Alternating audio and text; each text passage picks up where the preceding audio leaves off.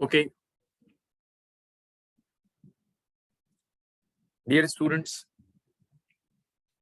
this is your trainer, FR trainer Mustafa Mirchawala from Mirchawala's Hub of Accountancy.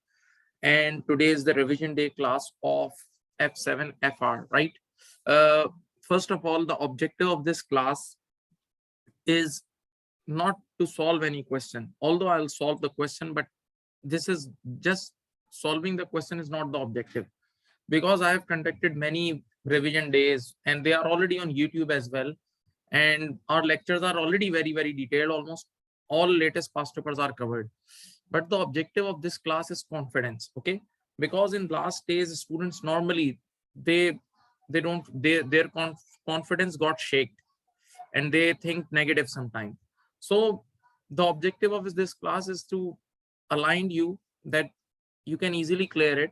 Like let me share you the very latest results. Although I have not taken data for all students, but those who sent me the data, these results you can see. The latest attempt, when these students can score, you can also. They also studied in the same way that you are doing. They did the course, they read the book, study text for IFRS, they solve the ratio analysis question, and they sent me the questions for reviewing. You know, I give marking facility as well for ratio analysis question. So this is what they did. They read the examiner report, always recommended examiner report, because in the examiner report, examiner guides you about the mistakes of students, so that you don't repeat those mistakes which the previous one did. Okay, right? So it's not difficult. Now the past paper we are going to do is very latest past paper, and that past paper release I think 15 days or 10 days before on the accglobal.com. It's available on accglobal.com. And as we all know, for skills module, applied skills module, they only disclose last 40 marks. ACCA discloses only last 40 marks past paper, last 40 marks past paper. That's why we are going to discuss the last 40 marks.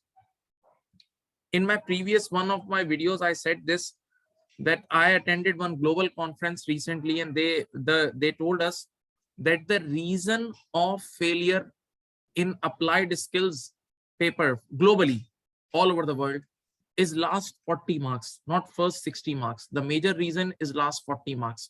Normally, students don't practice last 40 marks properly, or they don't have grip on last 40 marks properly, or they don't solve the mock exams. That's why they are not in habit of solving the complete paper on time. So we always recommend you to solve the mock exam. Even we conduct the mock exam. So if you follow this route, you can also score very good. Okay, so now be confident and let's solve the questions. We have two questions in the latest past paper. One is final account, and the other one is ratio analysis question. Okay, obviously ratio analysis is the hot favorite topic of examiner, and it always comes, so you must know. But you will see they are the very latest past paper, the last attempt past paper, and you will see they have given you normal things.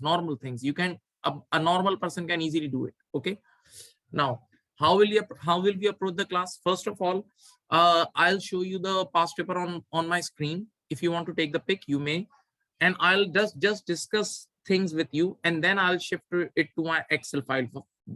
First of all, I'll teach you through pen, and I'll teach you in a normal way with discussion way, and then we'll go to the formal Excel file and we'll solve it. Okay, let's start. Let's don't waste the time. Okay, so this is your question. You have, okay, one more thing I forgot. We have made a WhatsApp group for you guys. It's our routine. We make in revision days, we make the WhatsApp group. So our admin has just shared the WhatsApp group link in the chat box. Kindly please join that WhatsApp group, so that you guys can easily interact with each other. You guys can share your queries. Even I'll also share some stuff with you, all other videos as well, relevant data. So it's very relevant for you. Okay, so it's better you join the WhatsApp group. Thank you. Now you have seen there is a trial balance in front of you. And luckily the trial balance is balanced. There is no suspense account thing in that, right? Okay. Now, first of all, we all know that the most important thing in any financial reporting question is the accounting period. So what's your accounting period? Your accounting period is ending on 30th June X2. Don't sleep now. Next 2 hours, 2.5 hours, you can't sleep, please.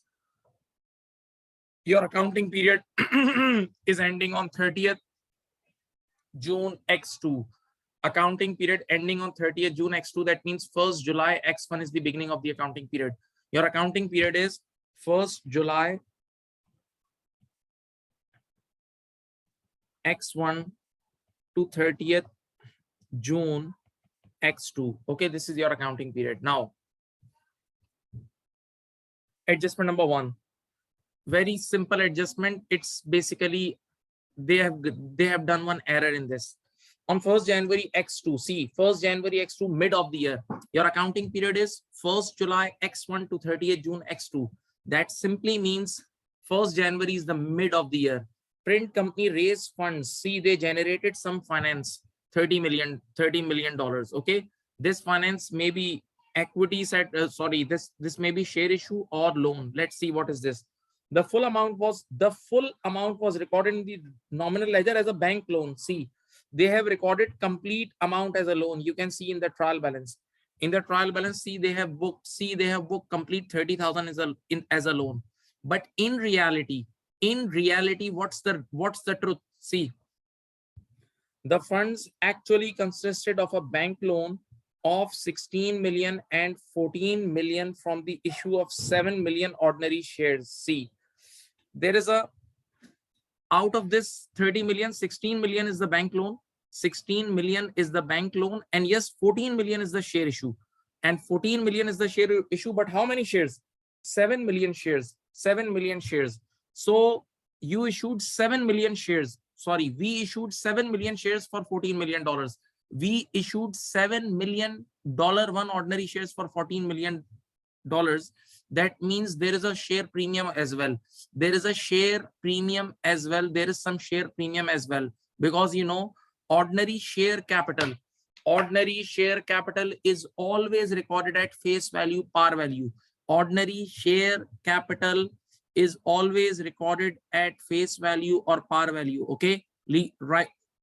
So 14 million we generated 14 million, and we issued only 7 million shares. So there is some share premium as well.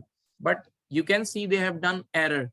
They have recorded complete 30 million as a loan, but in reality, only 16 million is the loan. Remaining 14 million is the equity. Okay, so this is the first mistake. So let me correct you the mistake. If you are active, simple entry. See, correcting entry. We'll debit the loan by 14 million. 14 million here means 14,000. 14 million here means 14,000. We'll credit the ordinary share capital with 7,000. Why 7,000? Because we issued 7 million shares. It means 7,000 shares and the face value is 1. We issued 7,000 shares, or you can say 7 million shares with face value of $1, and the remaining amount will go to share premium. So this is going to be the correct entry. This is going to be the correcting entry. This is going to be the correcting entry. Student, this is going to be the correcting entry. Okay, and you have to correct this loan as well. Definitely you have to correct this loan as well. So this is the first mistake they did, and we just corrected it. Very easy. It's like F3 level, basic level thing. Now the second error, which is more interesting. Second error, what is the second error? When they booked complete transaction as a loan, look at here. When they booked complete transaction as a loan, that's why they calculated interest on the complete amount. They calculated interest on the complete amount. Read it. An accrual for 6 months. An accrual for 6 months interest has been included in the trade and other payables and recognized as a finance cost. Okay, that's the mistake. However, the calculation of interest was incorrectly based on the nominal ledger loan balance. See, in the above trial balance, you can see the loan is 30,000. So they have calculated interest. They have calculated interest. They have calculated interest. They have calculated interest according to the new amount. They have calculated interest according to the new amount, the wrong amount. So we need to correct it. Okay. So not a big deal. Let's do it. Simple. Wrong interest. They booked 30,000 times 5%, and obviously mid of the year, the loan is generated in the mid of the year, times 6 upon 12. That's what they booked. 30,000 times 5% times 6 upon 12. Quick, students, please help me. Tell me. 30,000 times 5% times 6 upon 12. Okay, they booked 750. But you know what is the correct amount? The correct amount should have been, the correct amount is 16,000 times 5% times 6 upon 12. This is the correct amount.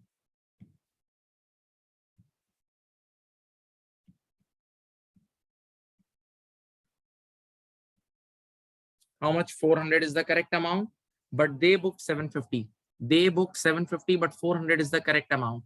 So definitely we need to make a reversal entry for 350.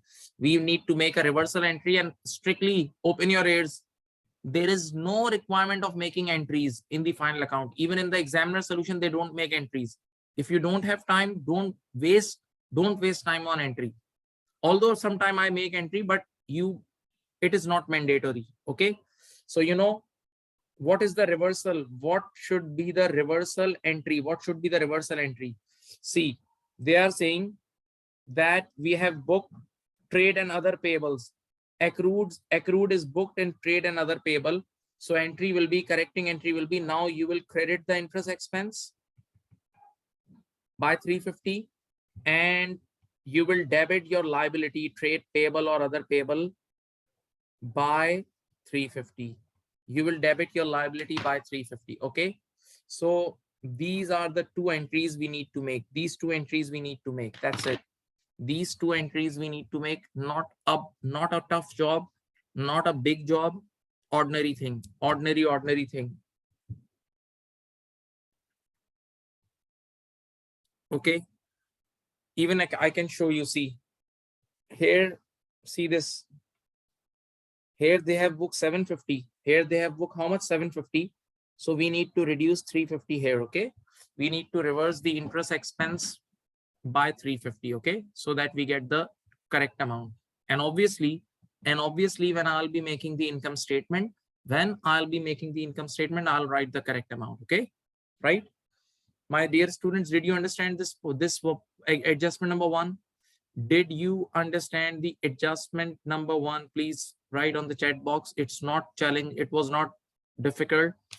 Now you are on the last month. You should be very active. You should be very fast. Write in the comment box, please. Write in the comment box.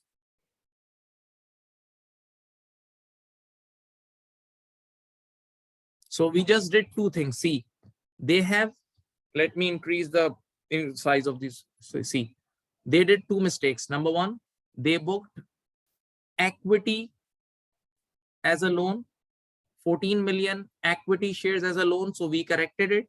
And number 2, when they booked extra loan, that's why when they booked extra loan, that's why they book extra interest expense as well. So we need to reverse that interest expense. Simple. We just did two things. That's it.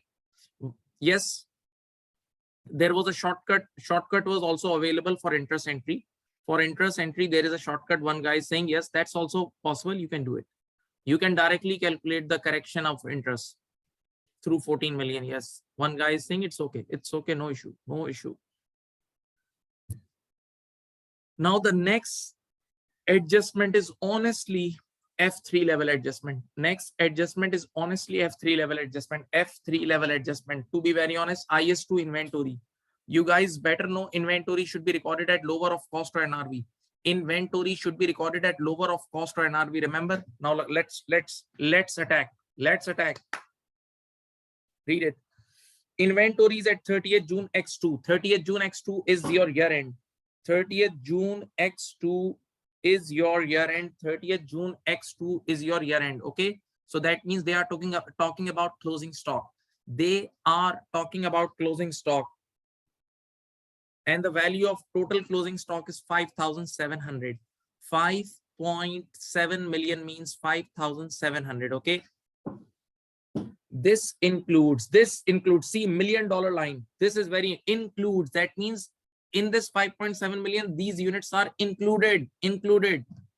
700 units with a cost of 1,400 per unit. In order to sell these items, they need an additional extra cost. See, additional cost to sell or cost to make, cost to sell or cost to make. Hope you remember the definition of NRV, net realizable value. At which point then they can be sold for $1,600. Then they can be sold for $1,600. I'll teach you like F3 style, the way I teach this adjustment in F3, because this is F3 level adjustment. I'll teach you in an F3 way. Okay. If you guys want to take the picture, of this, you can, so that you'll have on the mobile as well. It would be easier. Now listen, see this. Your closing CS means closing stock already is 5,700. Okay. Already closing stock is 5,700. Look at me. You entered in the storeroom. You found all the stock, storeroom full of stock, and the total valuation is 5,700. Okay. Now, when you looked at the whole stock, you found 700 units, special units. Inside the room, there were 700 special units. So there was some problem with those units. So you decided to check those units. So first step, take out those units from the room. First, take out those units from the room. 700 times, what is the cost? Cost is 1,400. Okay. 700. Let me do it like this way. Less 700 times 1,400. Obviously, we'll write without 3 zeros. This is 980. This is 980. Okay, take out from the room. 5,700 minus 980. Take out those units from the room. How much is this? 5,700 minus 980, please. 5,700 minus 980, 4,720. Thank you. Now, we have taken those units. Now, let's go in the lab. Now, we are going in the lab. This is our lab. See, in the lab, we'll apply IS2. This is cost. This is NRV. Wait, how much is the cost? Cost is 980. NRV is selling price less cost to sell or cost to complete. Okay. NRV is selling price less cost to sell or cost to complete. So the final selling price we'll get is 1,600. Final selling price we'll get is per unit is 1,600. Less the additional cost we have to incur is 400. So it's 1,200. Okay. Multiply by how many units? 700 units. Can anybody tell me what is the amount? 1,200 into 700 is how much? 1,200 times 700. Tell me answer without 3 zeros. Yes, it's 840. It's 840. Now, tell me. You tell me. We have just taken out those units from the room. Look at me. We have just taken out those units from the room and we took them in the lab. This is our laboratory. And in the laboratory, we are applying IS2. In the laboratory, we are applying IS2. Now, here is the cost. The cost of these units is 980. The cost of this unit is 980. And the NRV is 840. NRV is 840. Now, again, put these units in the room because they are still closing stock. These units are still unsold. These units are still closing stock. So come on, throw it inside the room. But before entering in the room, apply IS2 properly. And IS2 says inventory should be recorded at lower of cost or NRV. What is the lower amount? Lower amount is this now. So you will add 840 here. So what's the correct closing stock, my dear students? It's 5560. This is 5560. Now this correct closing stock will go in the cost of sales. This correct closing stock will go in the cost of sales and also at the year-end balance sheet, SOFP, because closing stock goes two ways. two way. Closing stock is posted on two statements. Number one, income statement in the cost of sales, and number two, SOFP, because closing stock is your year-end asset. Closing stock is your year-end asset. Okay. Now, the way I taught you right now, it's like spoon feeding. I taught you in the F3 style, but there is a shortcut as well you can do.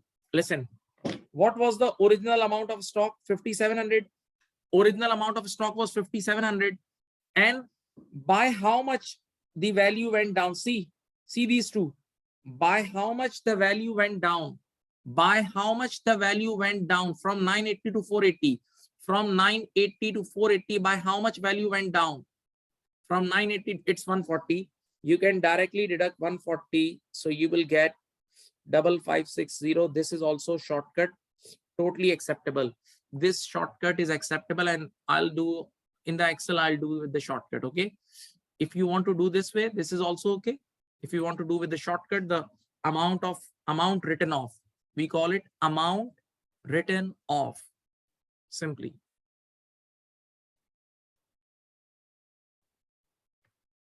Students, did you understand this adjustment?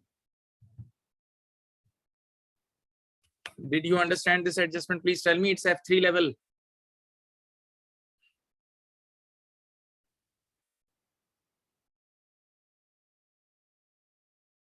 We have also sent you the past paper on WhatsApp. Okay, on the WhatsApp group, I have also sent you the past paper. Those who want to use from there, they can.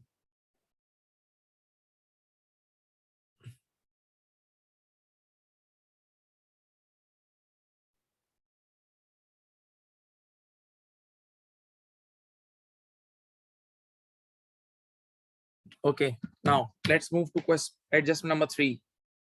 This is adjustment number 3. Wait, do you remember IS 37? IS 37, and in IS 37, your teacher taught you this onerous contract. Onerous contract. What is onerous contract? Onerous contract is a contract which is signed, which has already been signed, and now you came to know that the future economic benefit is less than the unavoidable cost. Unavoidable cost is higher and the future economic benefit is less. So now you have to book this loss. You have to book this loss. You have to create provision for this loss. Why? Because the contract has been signed. You can't take U-turn. The contract has been signed and you can't take U-turn, right? So you have to book provision for onerous contract. Hope you remember the workings of onerous contract. In the onerous contract, you used to book provision for lower off. You used to book provision for lower off. The first option was present value of future rentals of future losses, and the second option is the penalty. The second option is the penalty. Whichever option is lower, you go for that. In real life, we also go for less loss. In the real life, if we have two penalties, we have to pay one penalty out of two. We always go for the lower one. So here the same concept is here. Hope you remember the onerous, ONEROUS, onerous contract. Okay, but this adjustment is again easy. This adjustment is again easy if you are not sleeping. If you are not sleeping, it's easy. Come on, look at it. At 30th June X2, almost year end, print company has a contract to purchase 22,500 units. These are units. Electrical components over the next 3 years at a cost of 450 each. See, we have made the contract. Now we have to buy it at any cost. The purchases are made at a constant rate. These components are no longer required for their initial purpose. See, but do have an alternate use. Now just think. First of all, my dear student, we signed the agreement.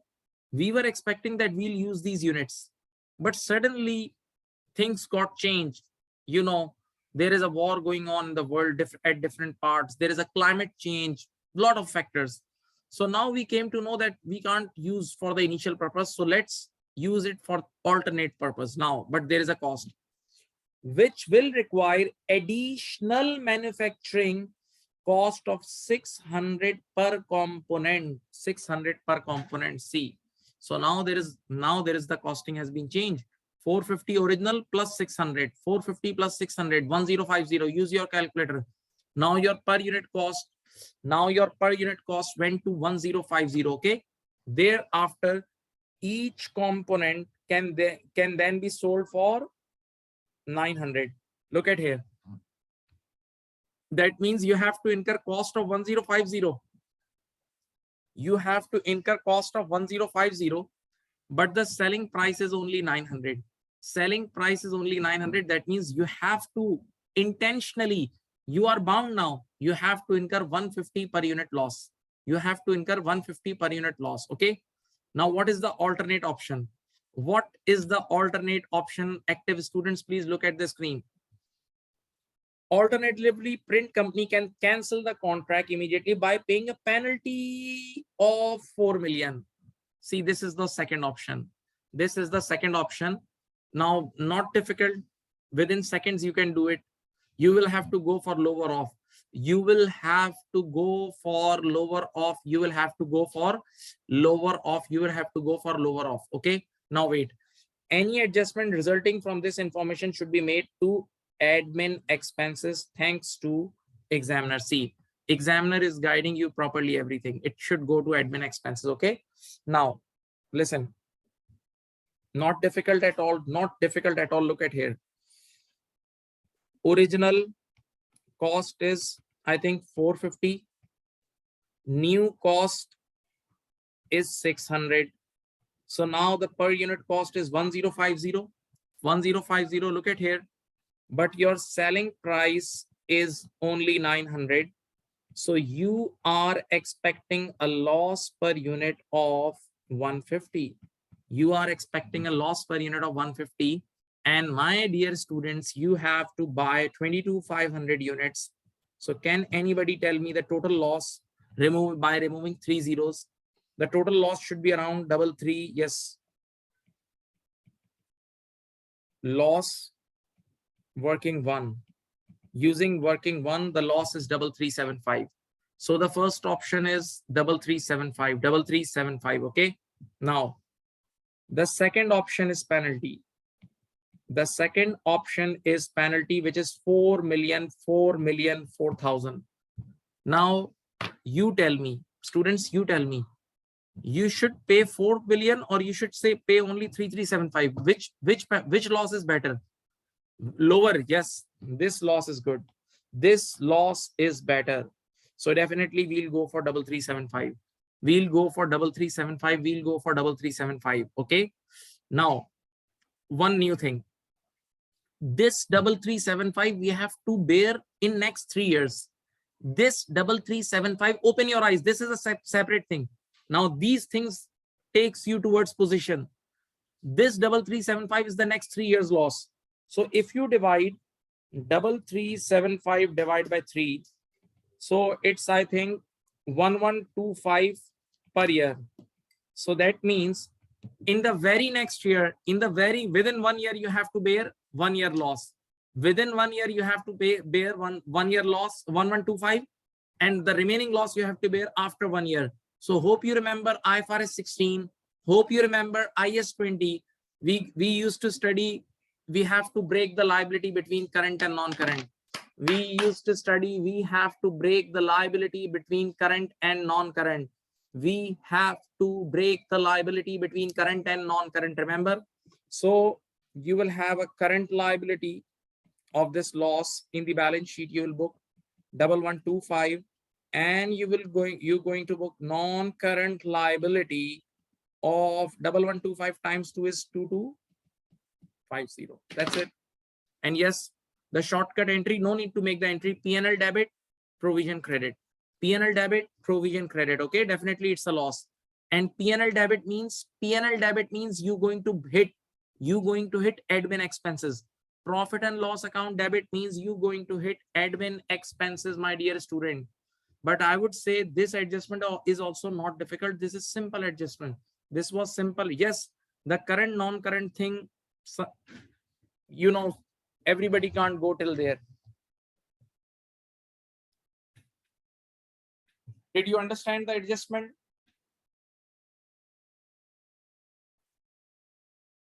Did you understand the adjustment? Please write on the chat box. All of you, please write on the chat box whenever I ask you the feedback.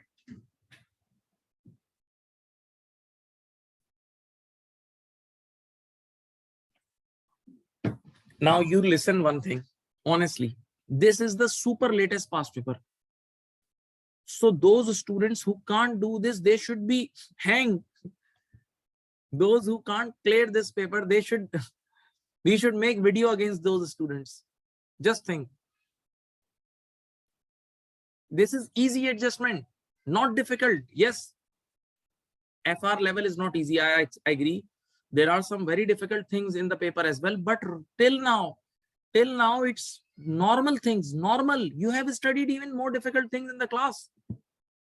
In the exam kit, things are more difficult.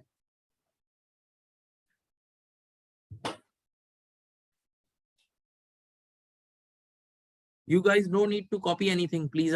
Okay, I'll go to the Excel and I'll solve it there. Don't worry about it. Now, next thing is IFRS 5. IFRS 5 held for sale. IFRS 5 held for sale.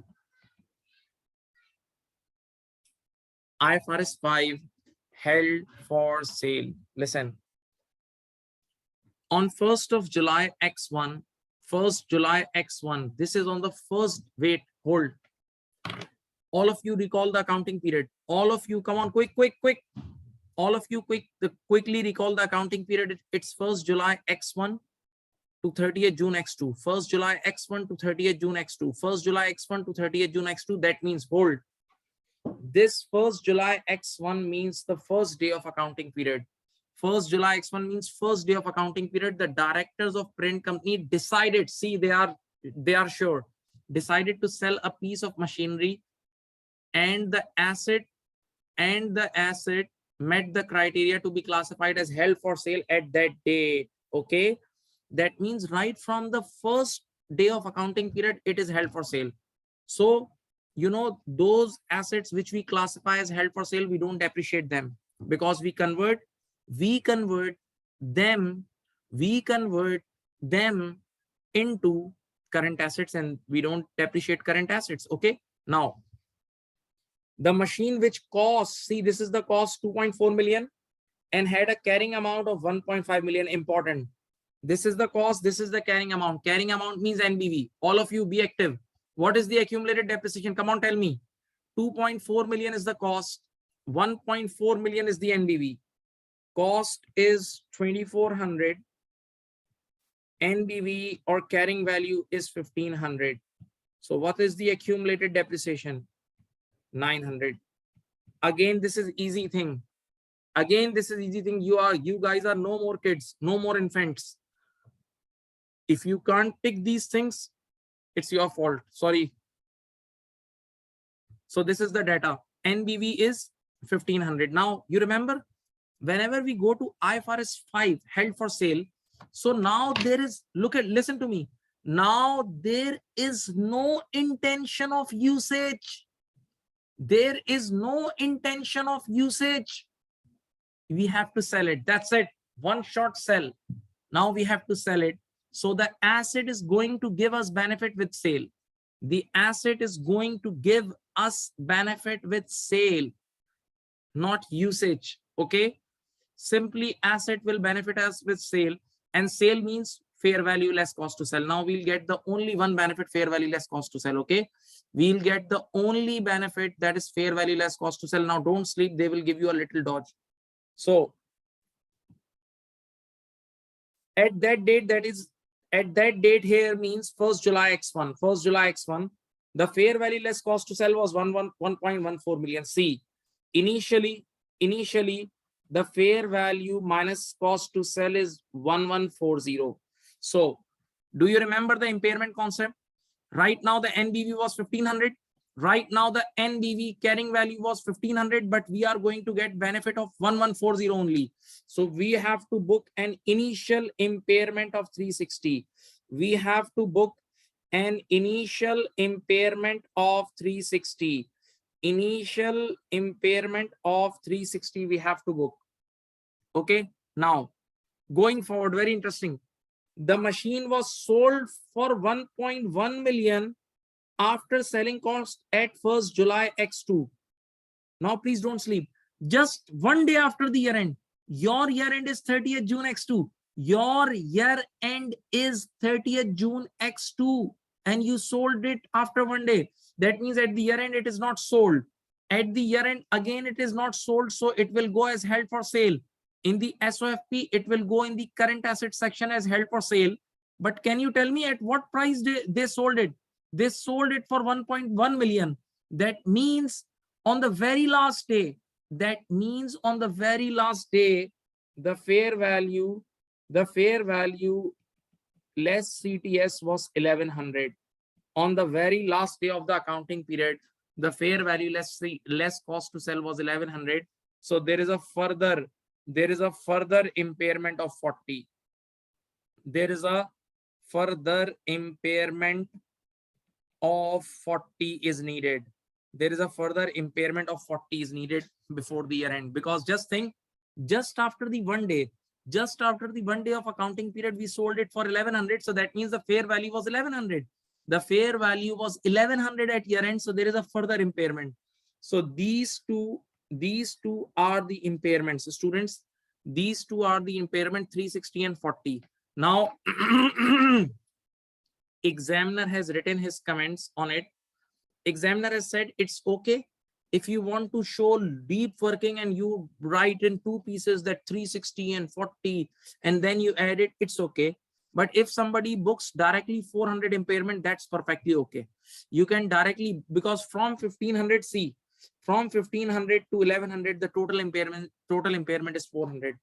Total impairment is 400. Total impairment is 400. You can directly book. And now one more thing which you all know, that we guys normally book these impairment in cost of sales. We guys normally book these impairment in cost of sales.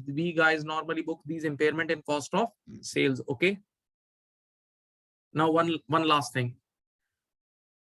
Hope you have done this type of question in final account. Read this line, super line. See, this is super line. This is called super line. No adjustments have been made to take account of even classifying the machine as held for sale. What does it mean? It means this machine is still in non-current asset. They have not taken out the cost of this machine. They have not taken out the cost of the machine, the accumulated depreciation from normal plant and machinery. So that means this machine is still part of normal plant and machinery. So first you have to remove these two, this and this. First you have to remove these two from normal plant and machinery balance, and then you have to book depreciation expense for remaining. Obviously the remaining plant are not held for sale. Just think, we have 5 plants. We have 5 to 6 plants, and out of this 5 to 6, only one plant we did held for sale. So remaining are our own plants. So remaining plants are our own plants and they should be depreciated normally. So we need to do it. But again, you will ask one question, sir, how to depreciate? There are two methods, straight line method and reducing balance method. There are two methods, straight line method and reducing balance method. So good news is the next line. The next line is the good news. The next line is the good news. Read. Print policies to depreciate plant and machinery at 15% per annum on the cost. That is a straight line. Very simple. You have to apply this 15% on cost to remaining plant, not all plant. Remaining plant, okay? Because the plant which you are going to remove from the normal plant list that is held for sale. So we never depreciate held for sale assets. We never depreciate held for sale asset. We never depreciate held for sale assets. Okay. Just wait 30 seconds. Azan is going on. Wait.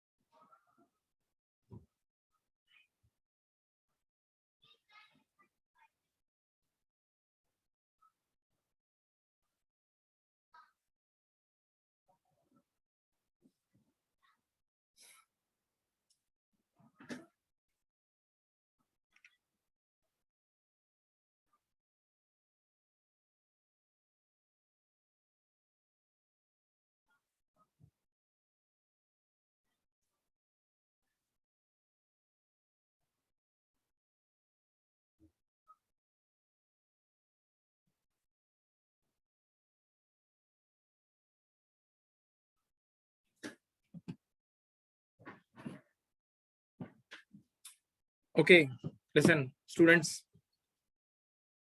Now, see, there is a plant and machinery balance. All of you look at here. This is the plant and machinery cost balance, and this is accumulated depreciation. Okay, so what I will do, nothing to do with the land. Just keep the land aside because land is non-depreciating asset. We all know land is non-depreciating asset. Leave it. Now, look at here. So cost is 16,200 for the whole plant and accumulated depreciation. First of all, we'll remove the cost and accumulated depreciation balance of that asset which is held for sale, and we'll simply depreciate the remaining plant. Okay, come on, look at here.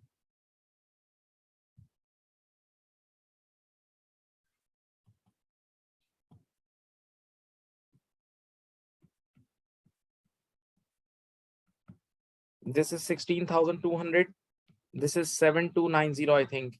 Now HFS, the cost of HFS asset was 2,409. Okay, 2,400 for this, and 900 is the accumulated depreciation. Okay, so 16,200 minus 900, tell me what is the number?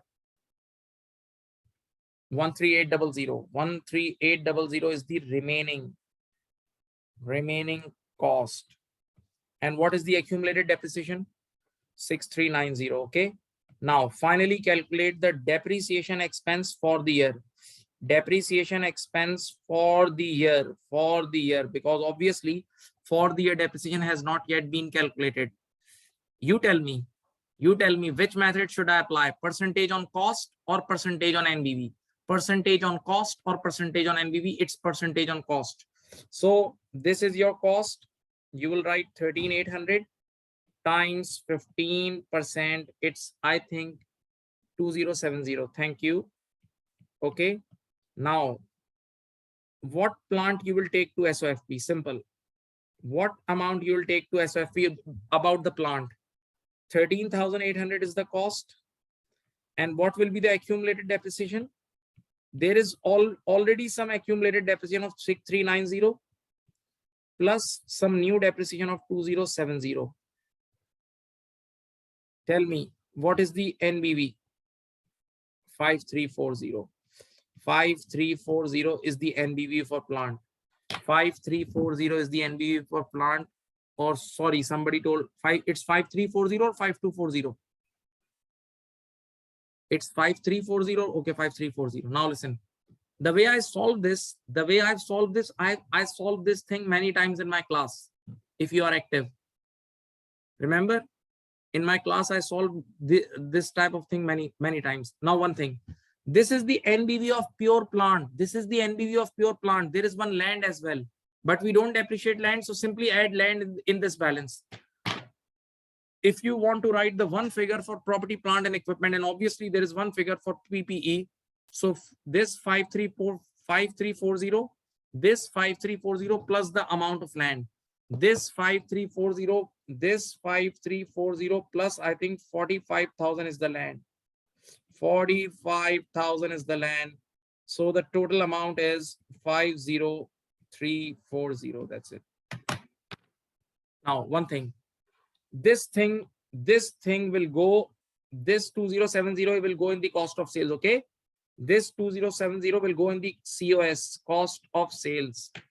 Cost of sales, you remember, cost of sales for the year depreciation goes in cost of sales, added in cost of sales. For the year depreciation is added in cost of sales. You getting? Did you understand? Please tell me.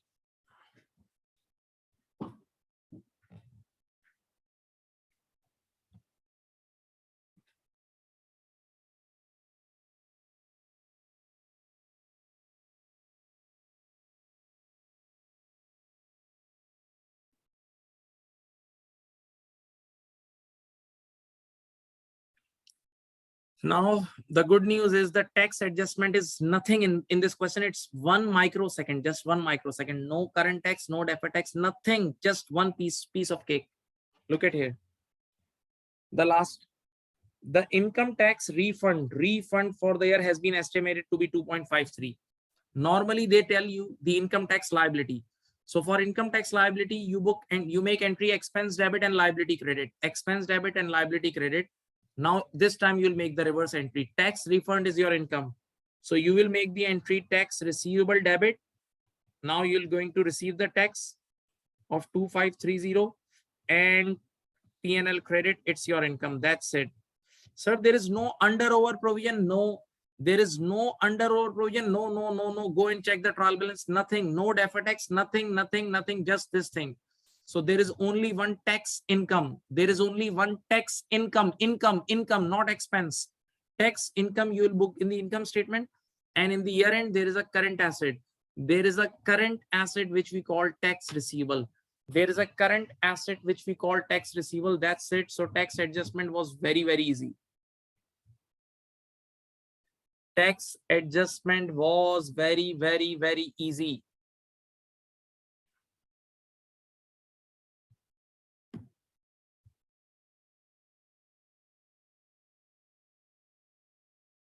Yes. Provided there is no under over provision. Provided there is no under over. Okay.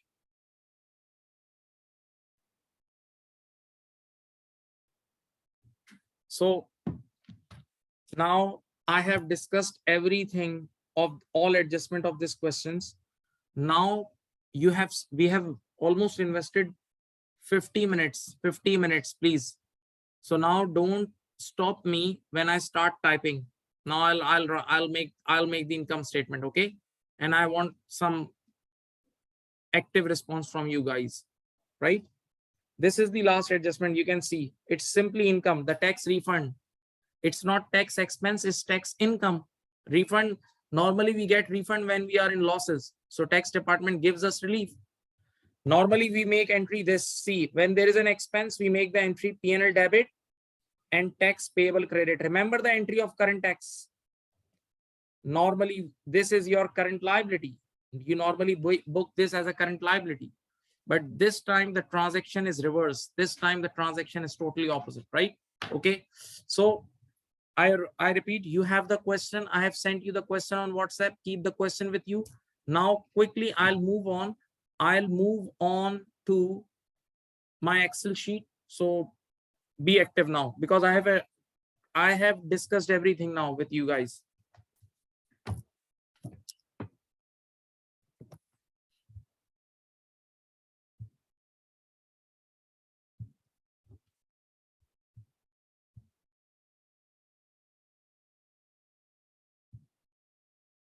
Okay.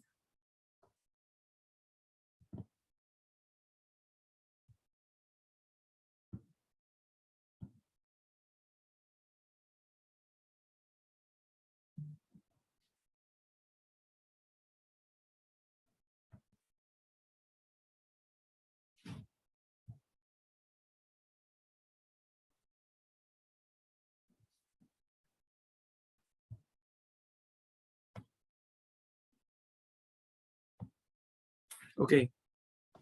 So in the adjustment number one, you need to make, if you want to make one correcting entry, the correcting entry should be 14,000 with the 14,000 with the bank. Okay. Then bank loan debit, you will credit the share capital by 7,000 and you will credit the share premium by 7,000. Already I have discussed this with you. Okay. Now finance. Now one thing students sometimes ask, see, I have already written something on the screen. This I normally write in order to save my time and your time, because our time is precious. It's not my objective to teach you how to write, how to type. It's not my objective to teach you how to type. You are old enough to do this. Okay. So my objective is to solve the question in front of you. That's why I already use ready-made things. But in the exam, you will have to do everything from the zero. In the examination, you have to do everything from zero. Don't forget this thing. Okay. So now finance cost already included in the trial balance. Was, I think it was 30,000. 30,000 times, wait, 30,000 times 0.05 times 6 divided by 12. See this, 30,000 times 5% times 6 upon 12. This is the already 750 is the already amount they have booked. 750 is the already amount they have booked. Okay. Now, what was the correct finance cost? The correct finance cost was equal to minus how much? It was 16,000 was the correct loan. 16,000 times 0.05 times 6 divided by 12. See this. Okay. So now 750 was the correct amount and 400, sorry, 750 they have already booked and 400 is the correct amount. So let's take the difference. Let's take the difference. Let me check. So this 350 reversal of finance cost. Okay. Now no need to make any entry for this. No need to make any entry for this. This working is more than enough. More than enough. That's it. That's it. Leave it. Now, one thing. This is your adjustment number 1. What was your adjustment number 2? Let's do it. Adjustment number 2 was about inventory. You have the question? Students, you have the question? Please. Adjustment number 2 was about inventory. See, wait.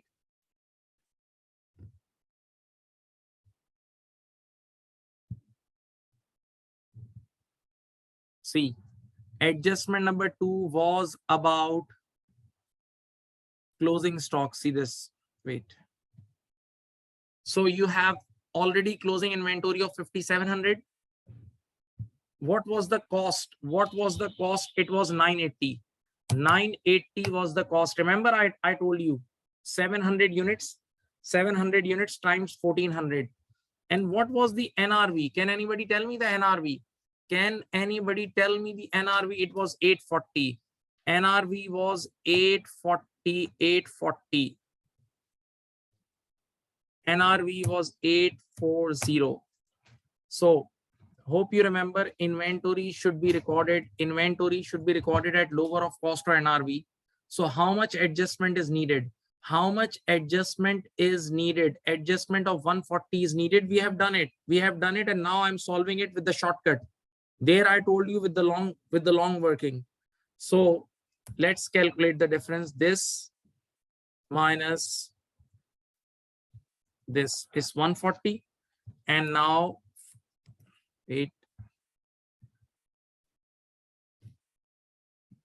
5,700. Just sum these two, you will get 5,560. So your correct closing stock is 5,560. Your correct closing stock is 5,560. Correct closing stock is 5,560. I have already taught you. Don't feel as a stranger now. This we have done. Okay. And now this correct closing stock will be used at 2 places. Number 1, in the income statement, cost of sales working. And number 2, in the year-end SOFP. Number 2 in the year-end SOFP. Okay. Now, your third adjustment, my dear student, your third adjustment was about onerous contract. Remember onerous contract? So let's do it. Onerous contract. So you have price per unit was 450 was the original price. Additional cost was 600 something. So automatically 450, it's 1050. And selling price was, I think, 900. So what was the loss per unit? What was the loss per unit? The loss per unit was this less this. It's 150. Okay. Now what's the total loss? The total loss is how many units we had? 22,500 units. We had 22,500 units, but we'll write without 3 zeros. Okay. So 22, we'll do 22.5 times this 150. 3375 is the loss. 3375 is the loss. Okay.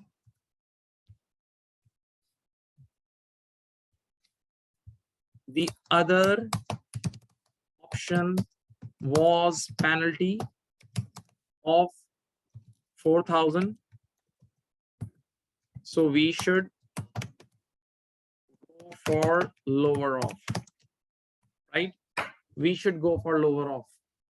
So it's 3375. Now, how to divide it between current and non-current? How to divide it between current and non-current? Simple. 3375 is for 3 years. 3375 is for 3 years. So let's divide it by 3. Let's divide by 3.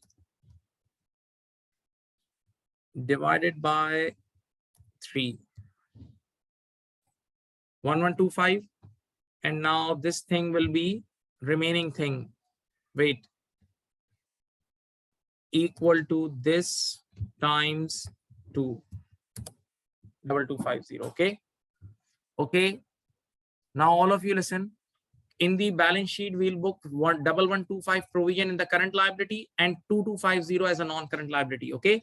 And in the income statement, complete. In the income statement, complete 3375. Complete 3375. Complete 3375 will be added in admin expenses. Complete 3375 will be added in admin expenses. In admin expenses. Okay. Right. Did you understand, all of you? Please tell me. Did you understand?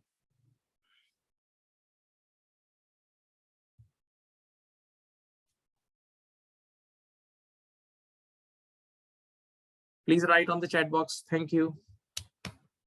I've already taught you. I'm just doing it on Excel. We have done it already.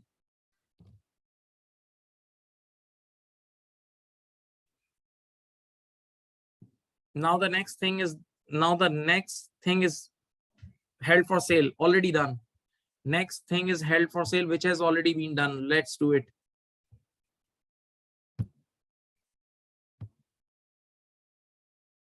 Held for sale. Listen. Adjustment number 4. What was the carrying amount? What was the carrying amount? It was 1500. Carrying amount ready-made given in the question was 1500. And now I would recommend you to direct book 400 impairment. Direct book 400 impairment. So what was the fair value less cost to sell at the year end? It was 1100. So let's calculate the difference of these two.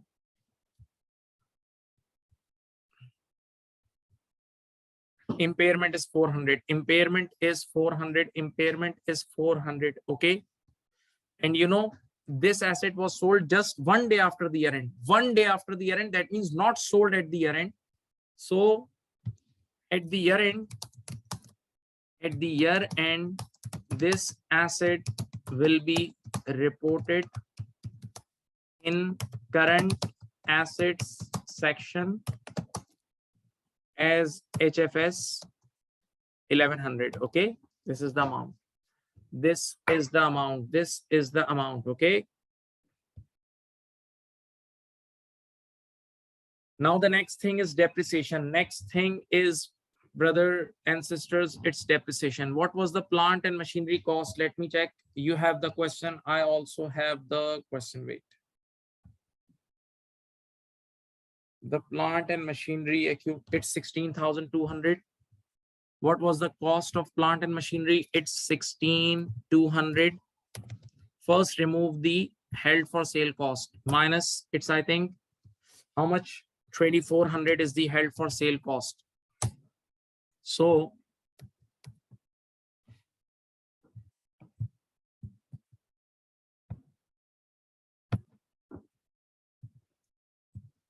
you have 13,800. You have 13,800 as the remaining cost. Now let's write the accumulated depreciation already given in the question is 7290. 7290. I hope you remember the accumulated depreciation of held for sale was 900. So it's 6390. Okay. Now, what is the remaining net book value? What is the remaining net book value? See, this is the remaining cost This is the accumulated deficit in beginning. So let's calculate first of all this minus this. First NBV, opening NBV you have calculated. Now calculate the depreciation expense for the year. Now calculate the depreciation expense for the year. Do you guys remember the depreciation expense? It was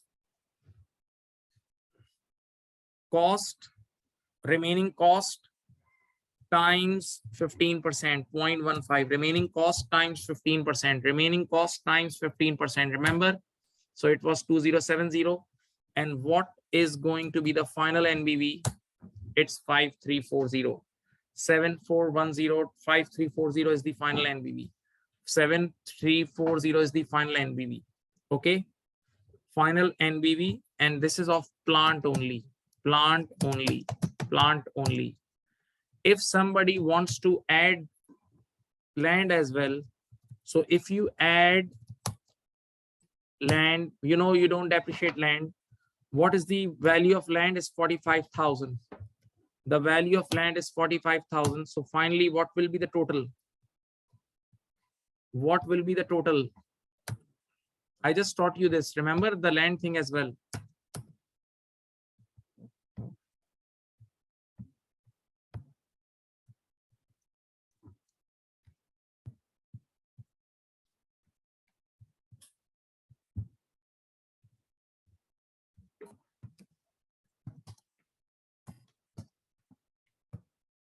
That's it. That's it. Have a look. Have a look, please.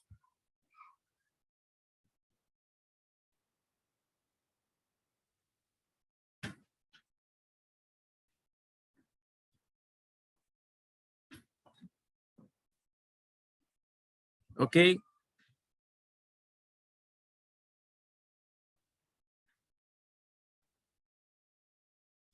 I would request one thing. Listen, please don't mind. You are doing this question second time with me. I've already taught you one time.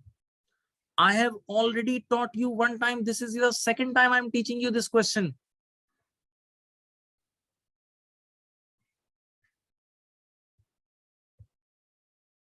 Now, all of you tell me one thing. This depreciation of 2070 will go in the cost of sales. This depreciation of 2070 will go in the cost of sales, right? And this impairment, look at here. This impairment will also go in cost of sales. Impairment for the year and depreciation expense for the year both goes in cost of sales. Both goes in cost of sales. Now I'm going to tell you $1 million thing, important thing. If you have question, please take out the trial balance, because now I can't show you the question here. I don't have question in laptop. It was on iPad. See the trial balance. All of you, listen to me. See the trial balance. See the trial balance of your question. You have the question. And now listen my words. Normally in 90% or 95% question of F7 FR level, they give you ready-made cost of sales. Normally in 90% or 95% questions of FR level, they give you ready-made cost of sales. But you remember, my dear students, when you were in F3 level, when you were in FA level, you used to calculate cost of sales as opening stock, add purchases less closing stock. Opening stock, add purchases or production cost is same thing. Add purchases or production cost less closing stock. Remember? So sometimes, listen to me. Sometimes what happens, your examiner takes you to the basic level, and sometimes examiner expects you to apply complete formula. Sometimes examiner don't give you ready-made cost of sales. Sometimes examiner don't give you ready-made cost of sale. Like in this question, go and see the trial balance. In the trial balance, there is no ready-made cost of sales. But yes, in the trial balance, you have opening stock. Check the trial balance. Don't look at me. Look at the trial balance, please. Look at the trial balance. In the trial balance, you will see opening stock. You will see closing stock, although the closing stock is wrong, which we corrected. The closing stock is wrong, which we just corrected. And you will see a production cost. Production cost is like purchases, okay? So in this question, you have to apply opening stock, add purchases, less closing stock formula. I hope you guys understood the game of examiner. If you guys understood this thing, please comment, then I'll solve it. Comment.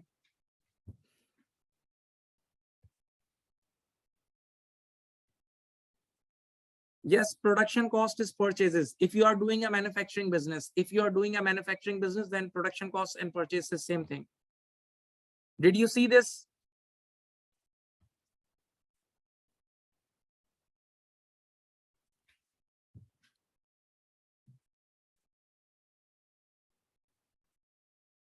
Yes, the depreciation will also adjust in cost of sale. Don't worry. But I was telling you the basic things about cost of sales in this question. Okay.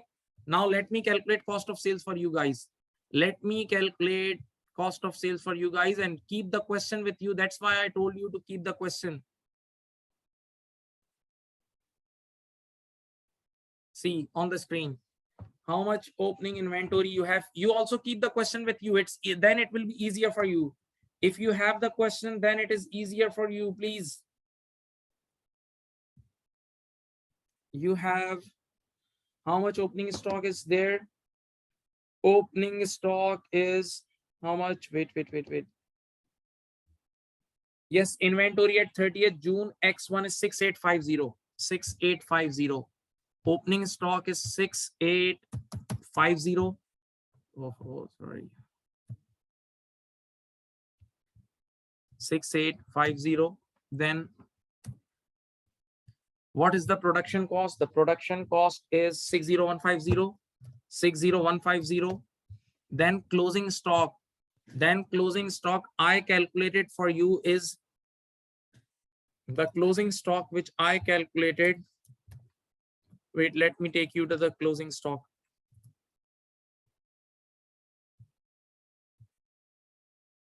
This is the closing stock 5560. Remember this closing stock. Now,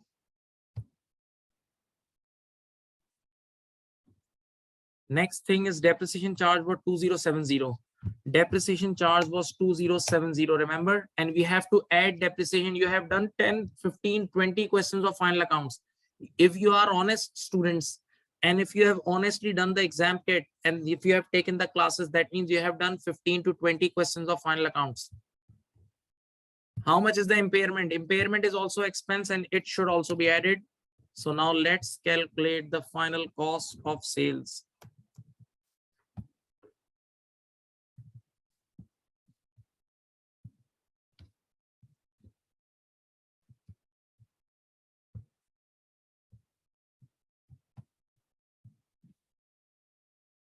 Let's calculate the final cost of sales.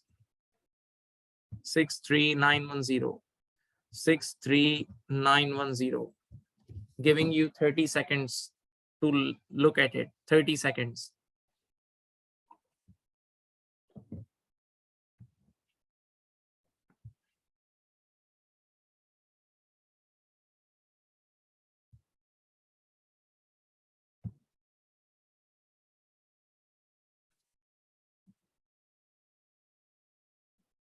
You got it?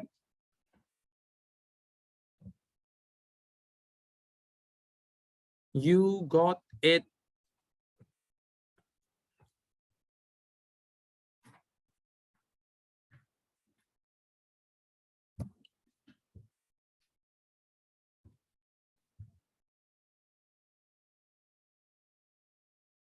Okay.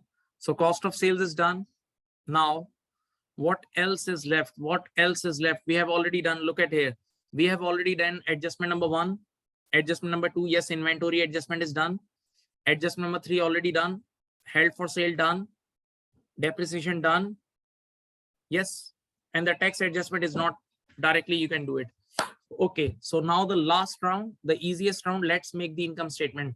Let's make the income statement. But one thing, keep it clear that keep the question trial balance with you so that it will be easier for you to do it. Okay.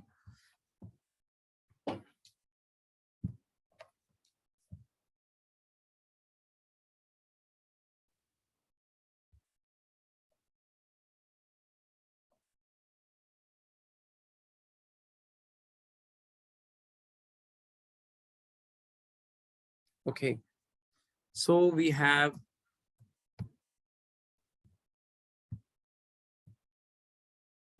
Okay, this is your income statement. The first thing in front is revenue. Revenue you have to pick directly from the income statement. Revenue you have to pick directly from the income statement and from the trial balance. Sorry, it's 97,400. No adjustment of revenue in this question.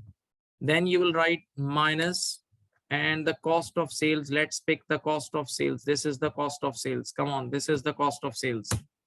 Okay, next. Now let's calculate the gross profit. Okay, now you have admin expenses. Now wait, what is the ready-made admin expenses number? Sorry, distribution cost. Distribution cost is distribution cost. There is no adjustment for distribution cost. There is no adjustment for distribution cost. Write it directly. But yes, for admin cost, there is some adjustment. Already the admin cost is 29750. Already the admin cost is 29750, students. Plus, look at here. Remember, there is an onerous contract provision. Onerous contract provision. And in the, you can see the question, you have the question. In the adjustment number 3, it was written clearly. It was written clearly that onerous contract provision will go in admin expenses. It was written very clear, very clear. So it was plus 3375, plus 3375. Just this is just for the presentation. Okay, now I'm doing it here. 29750, then minus how much? 3375. Okay, this is now what is the finance cost? The finance cost already given in the question was 750. The finance cost already given in the question was 750, and we corrected how much? 350. We reversed 350. Okay, so the correct finance cost is 400. The correct finance cost is 400. Okay, now go for the loss before tax. Wait, from this GP to 1, 2, 3, 4. See this 7235. Wait,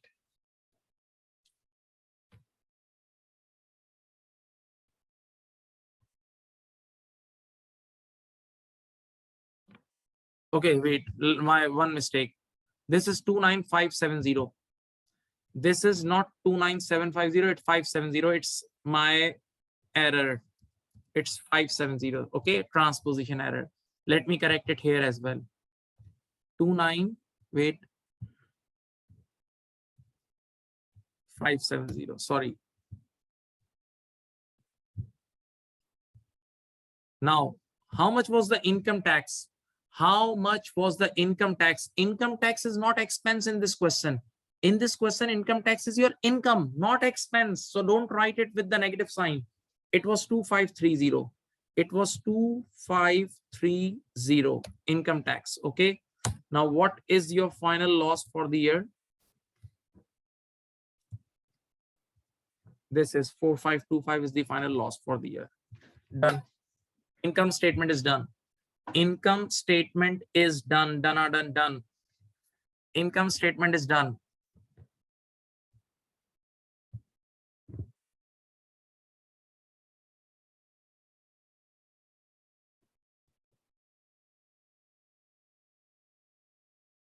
Onerous contract provision is not 1125. That was current liability. My dear students, we broke the total provision in current and non-current, but yes, the total provision is booked now because the obligation has arisen already. So the total expense is 3375. Okay.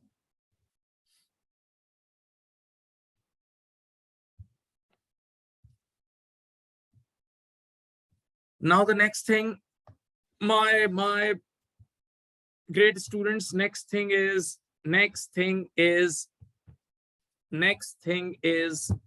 SOFP. It's not difficult. Don't make a negative perception, please.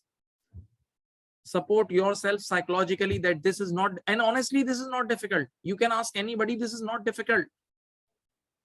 Now, let's move to SOFP. Okay. So In the SOFP, you can write plant and machinery and land together as well, or you can, if you want to write separately, it's okay. So it will be like, wait, let me find the working.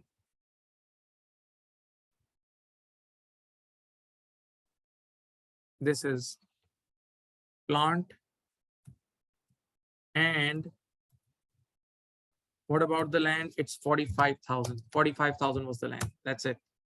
Now, current assets, trade and other receivable, trade and other receivable, trade and other receivable, trade and other receivable. Just think, use your brain. Any adjustment did we do for trade and other receivables? Have we done any adjustment for trade and other receivable? Tell me.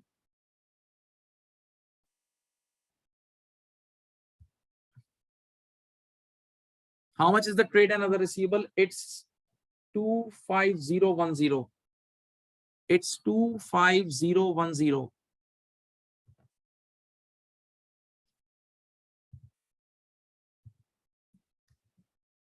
Now, remember I told you the current tax receivable is this time tax is not liabilities. This time tax is receivable. Remember?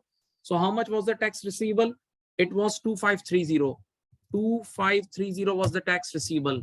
Then you have a bank balance in the question as well.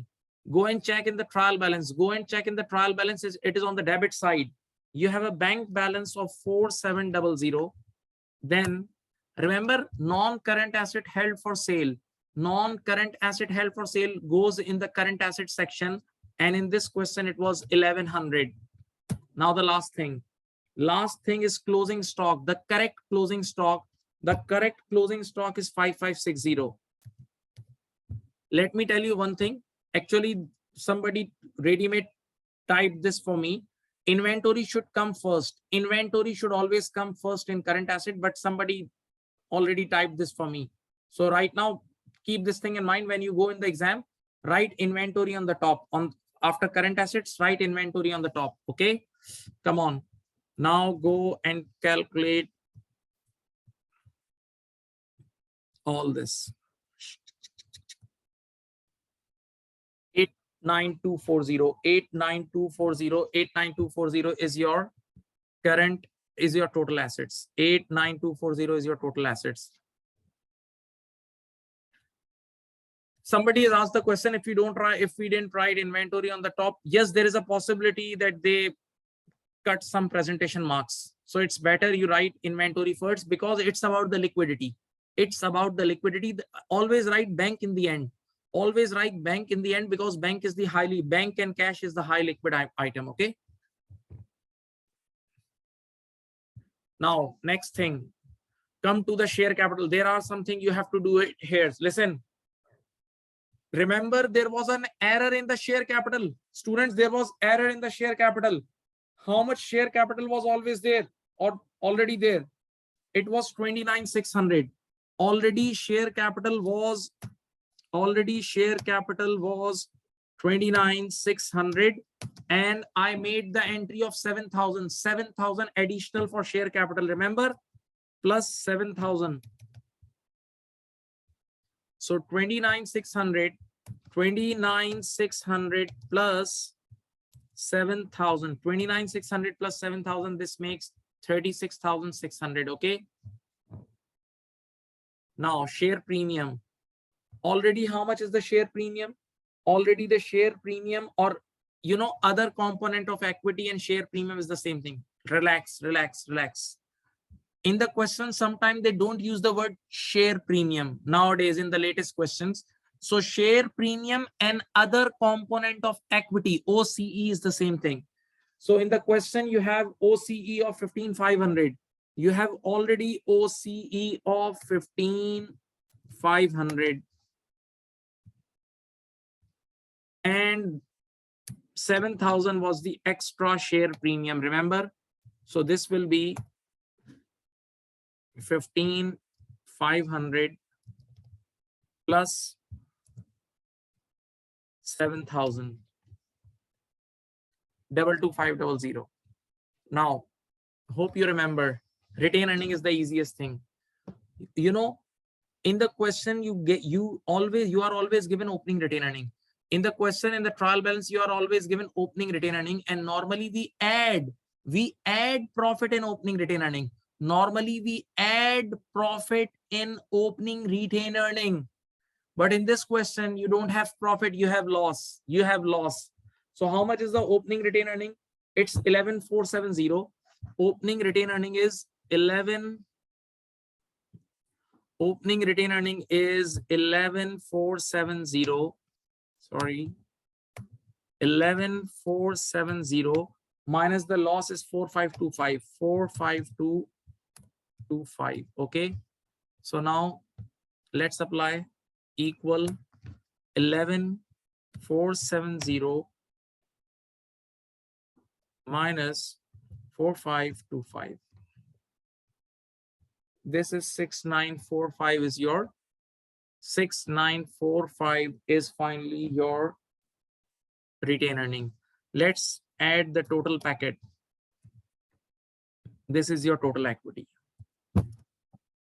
Now wait 1 minute. Now wait 1 minute, please. Look at the screen. Look at the screen for 1 minute.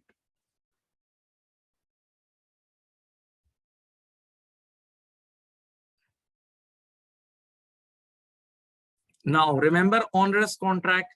In onerous contract, 1125 was current and 2250 was non-current. Hope you remember. And the correct bank loan, listen, the incorrect bank loan was how much? Tell me. Incorrect bank loan was 30,000 and the correct bank loan was 16.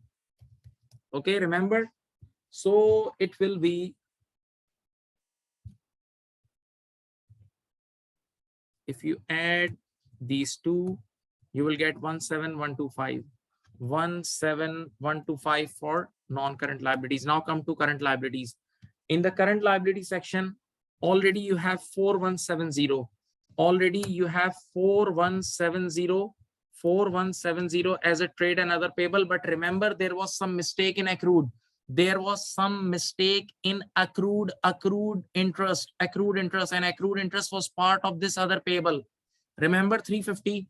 Remember, you corrected 350. Hope you remember. Hope you remember adjustment number 1. In the adjustment number 1, you reverse the accrued interest of 350. Okay, it's 4,170, right? So now you have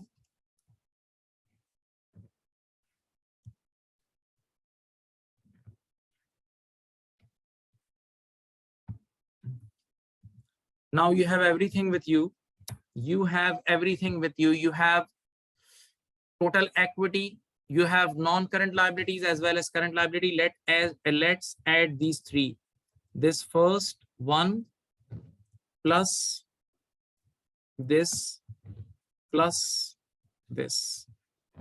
Its balance. Its balance finally. Finally, its balance you can see on the screen. Finally, its balance you can see on the screen.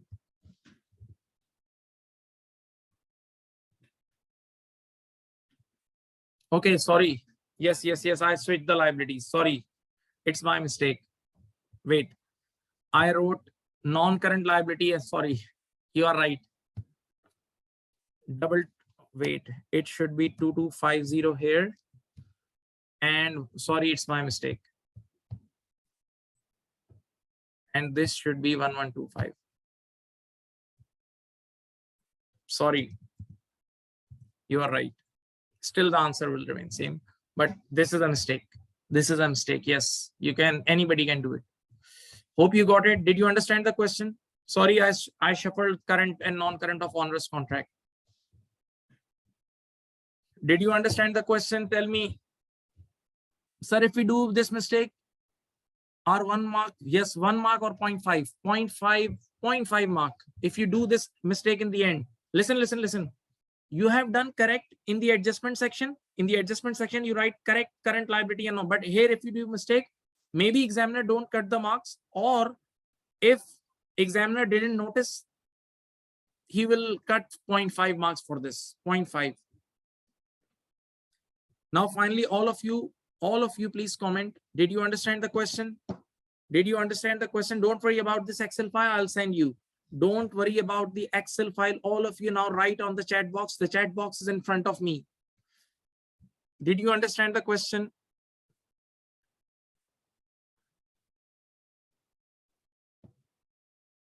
Okay. Now let's take a break of around 10 to 15 minutes, and then we'll come back and start the ratio analysis question. Okay. Don't run away. Take a break.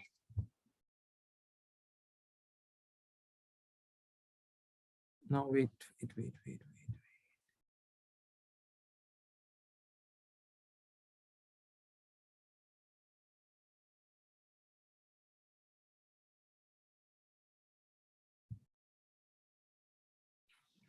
Okay. Welcome back. Welcome back, students.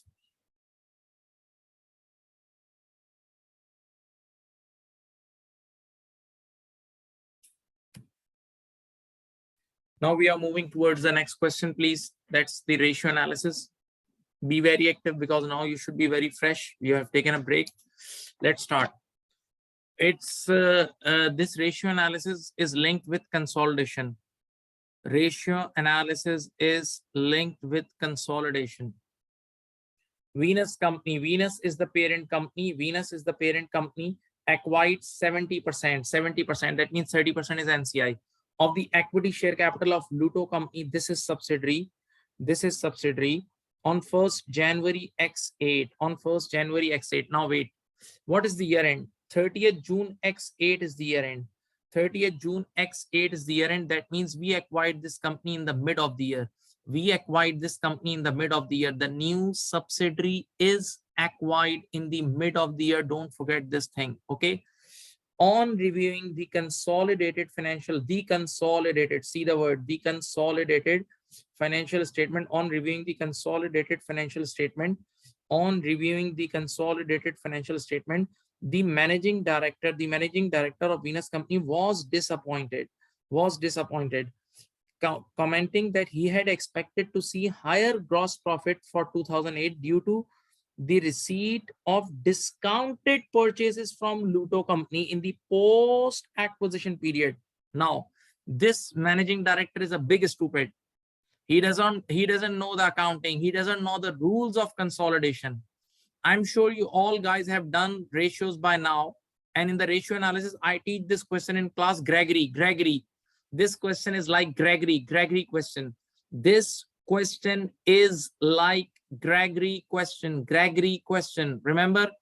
Now, just think, you know, why Venus company took over this Lotus company? Because parent company, the parent is Venus. Parent company wanted to buy the discounted products.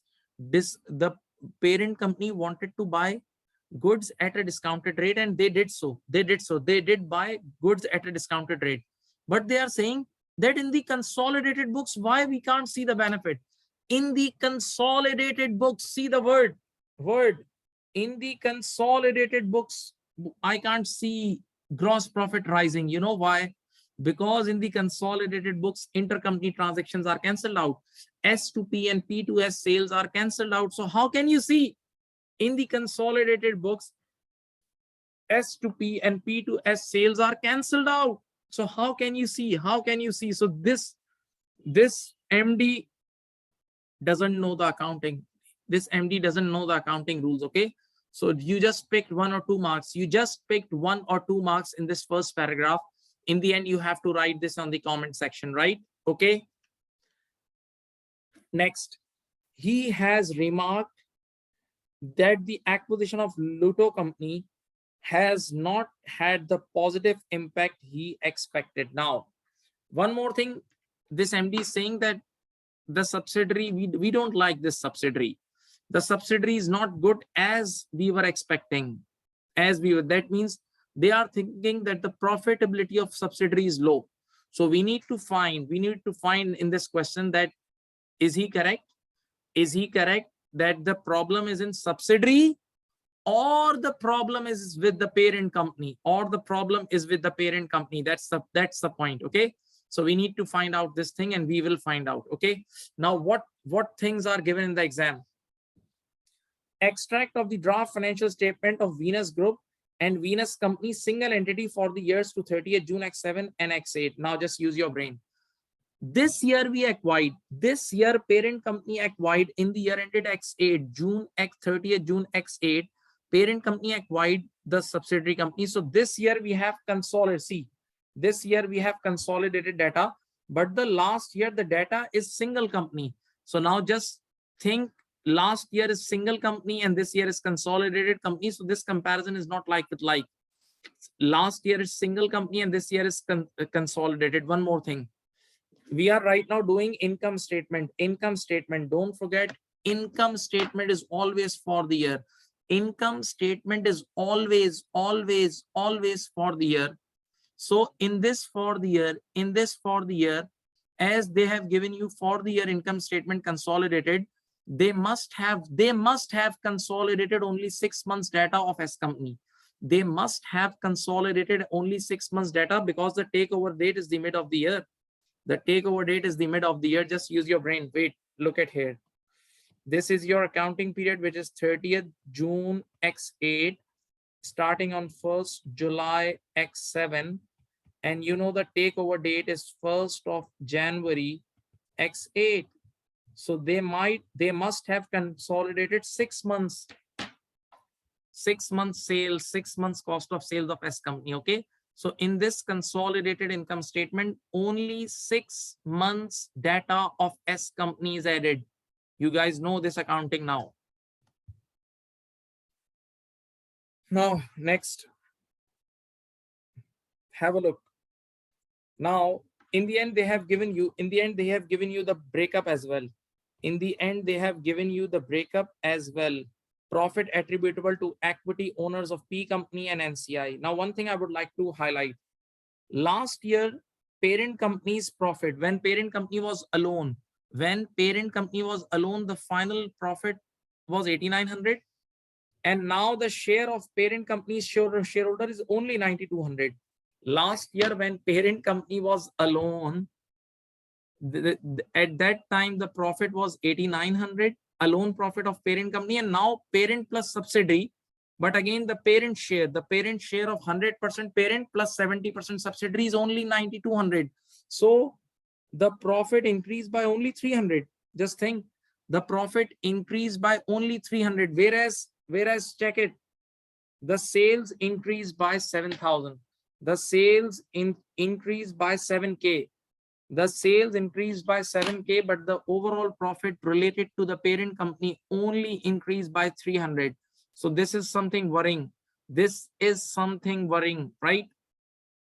Now, you can see students, you have last year the share capital was 20. This time it's 30,000. So there is an increase of 10K share capital. Last year share premium was 5,000, now 35,000.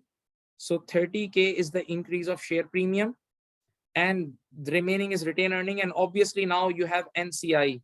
In the equity section, you have NCI as well. In the equity section, you have NCI as well. Okay. Definitely now the consolidated data is given.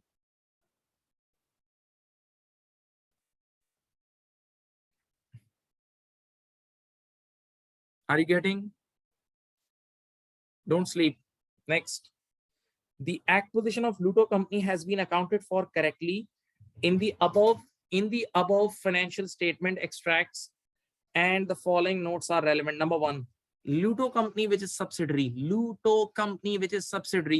recognized revenue of 5 million in the post acquisition period and resulted in the profit of 2 million. Now, what does it mean? Listen, in the last 6 months, look at here. In the year ended 30th June X8, we only included the last, we must have included the last 6 months data of S company. We must have included the last 6 months data of S company in the income statement, consolidated income statement. So the last 6 months sales was 5,000. Last 6 months sales was 5,000. So in this 39,000, 5,005K related to S company. in this 39,000, in this consolidated income statement, sales revenue of 39,000, 5,000 related to S company. This thing is clearly written in the notes. This thing is clearly written in the notes. No, don't sleep. Please don't sleep. And you know, the separate profit of this 6 months is 2 million. The separate individual S company's profit is 2 million. Definitely it is included in the consolidated books. Definitely, as the consolidation has been done, so it is included in the consolidated books as well. Next thing, since the acquisition of Venus company is able, since the acquisition Venus company, Venus is P company, Venus means P company, okay, is able to acquire goods from Luto company at a discount, this has resulted in saving of 500,000 for Venus company in the post acquisition period. Now at 30th June X8, Venus had no inventory that had been purchased from Luto company. That means no unrealized profit. What does it mean? Whatever S company sold to P company, just think, whatever S company sold to P company, whatever goods S company sold to P company sold it to the third parties. So all the profit was realized. There is no unrealized profit. And when there is no unrealized profit, that means all these 500,000 savings, has been realized and is included in the consolidated books. You are not getting. My dear student, this is the most technical point of this question. You know, as they have written that the consolidation is done correctly. Consolidation is done correctly by the accountant with perfect rules. So right now they are saying that there is no unrealized profit. Had there been any unrealized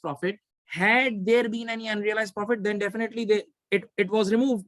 But as there is no unrealized profit, that means this benefit of 500,000 has been realized by the group. This benefit of 500,000 has been realized by the group, and this is included in the income statement. And this 500,000, this 500K savings are reflected in the net profit. They are already reflected in the net profit, my dear students. Read it and think over it. Don't sleep. Think over it, please.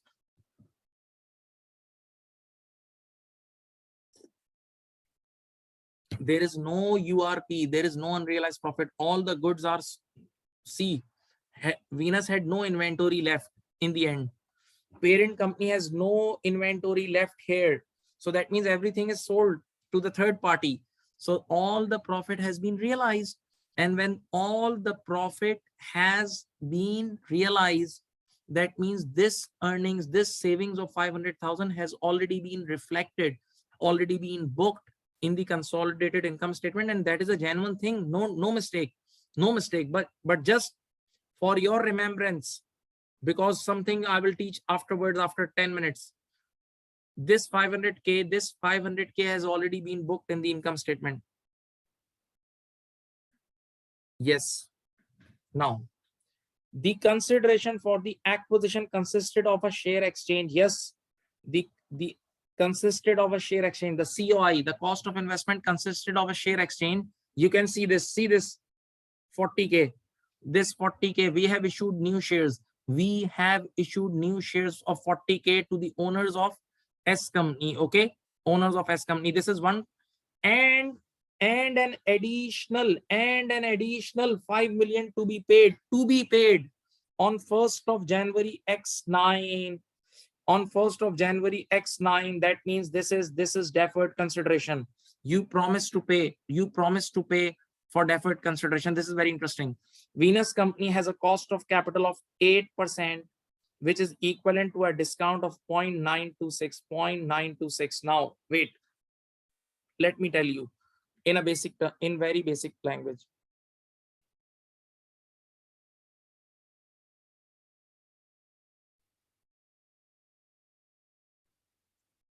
This is 1st January X8 takeover date.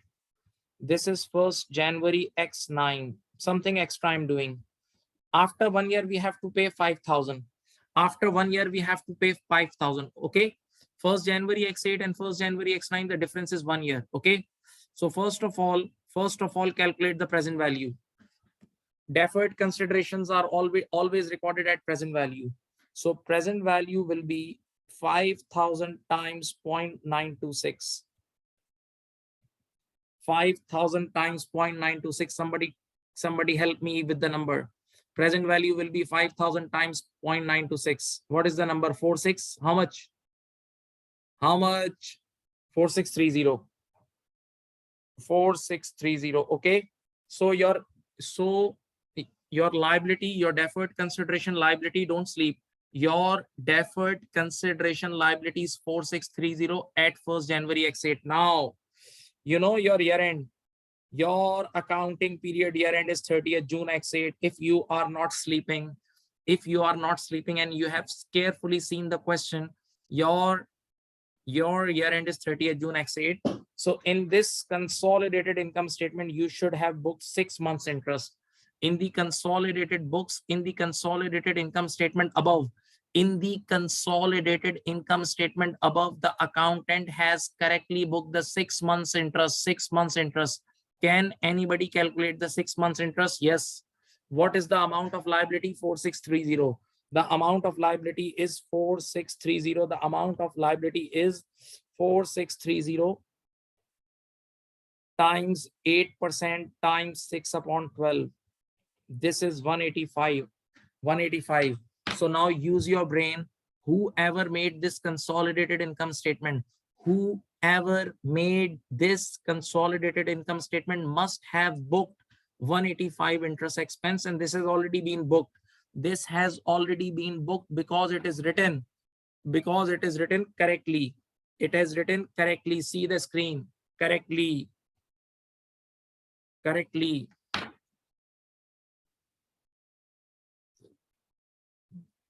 So I have explained you point number 2 and point number 3. Now point number 4. You are expert. See, the examiner is testing your consolidation skills here. Examiner is testing your consolidation skills here. I'm sure you are active.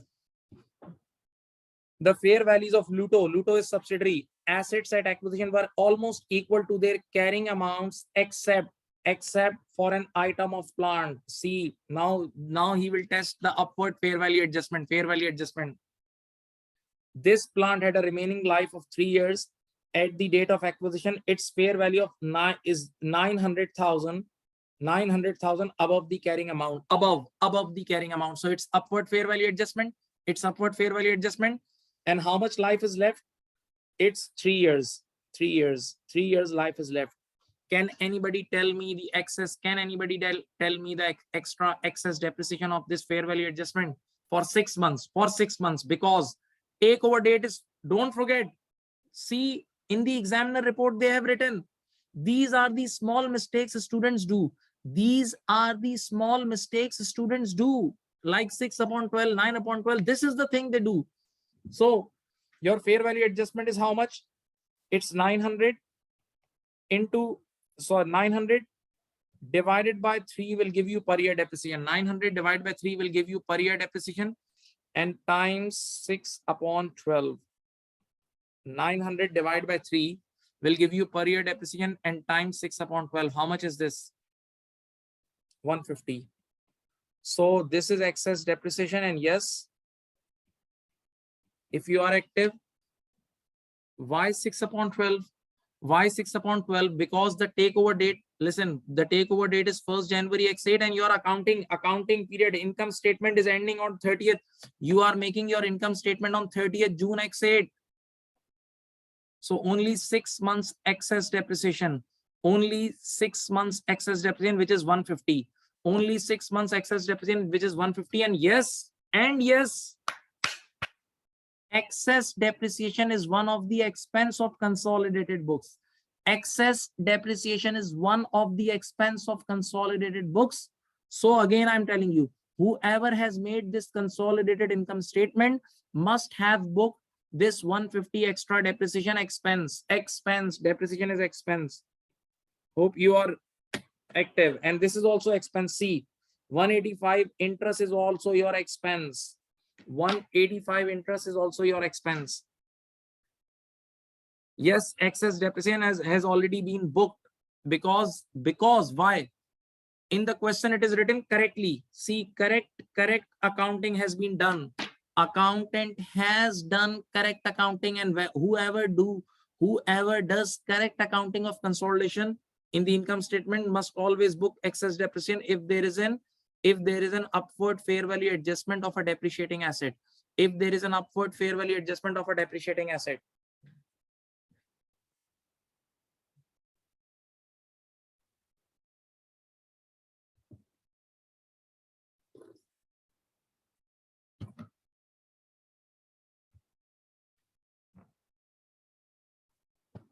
Okay.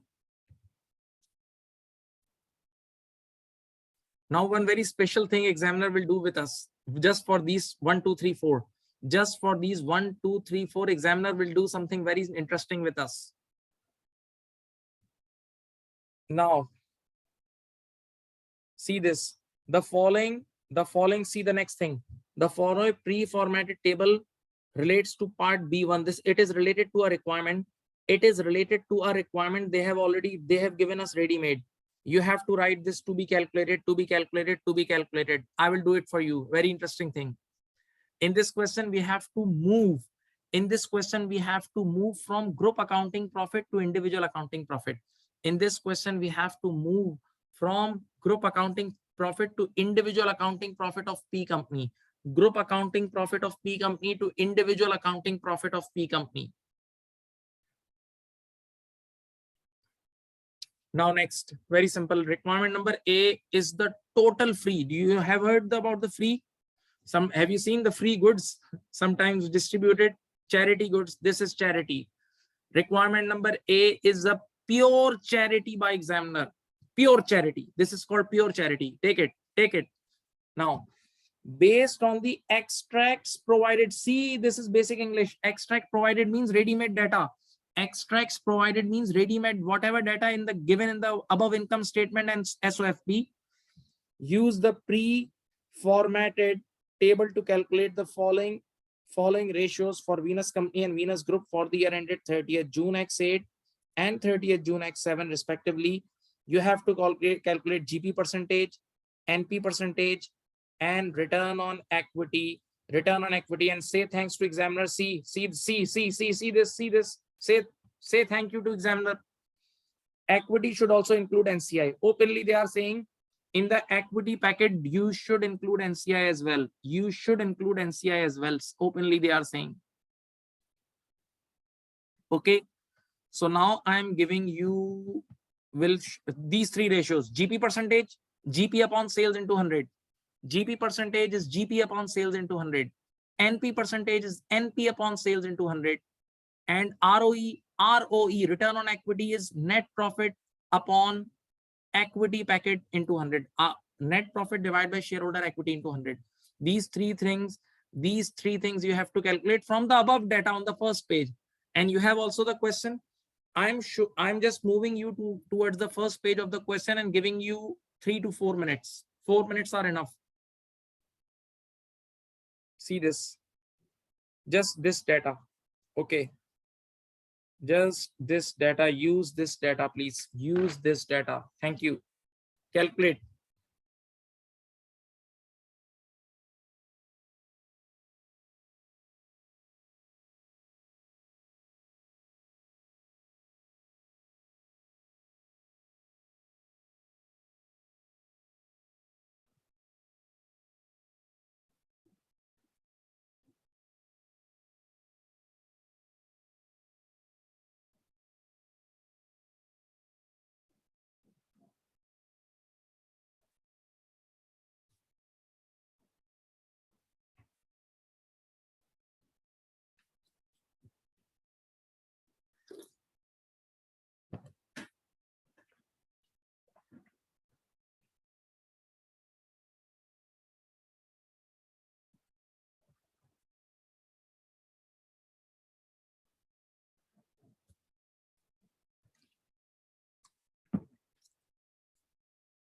Come on, start, please.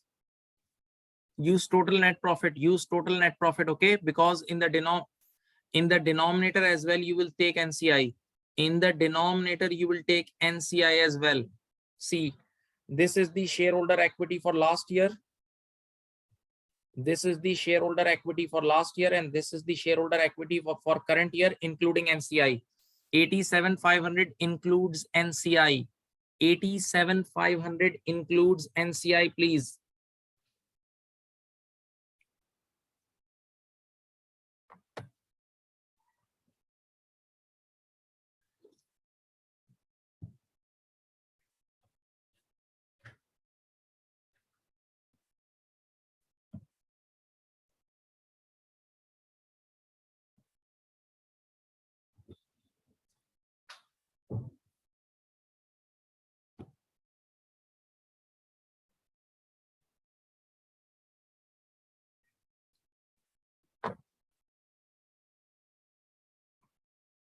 Sure.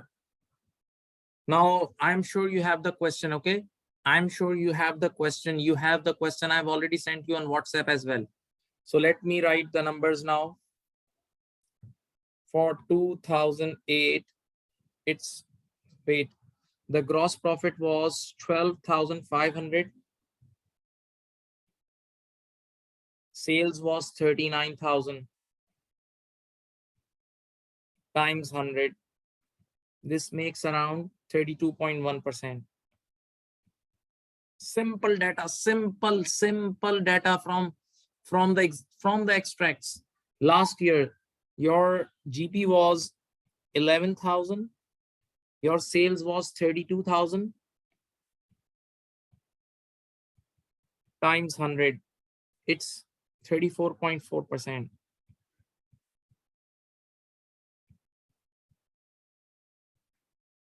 Okay. Now, what is net profit margin? Net profit is after deducting all expenses, final net profit.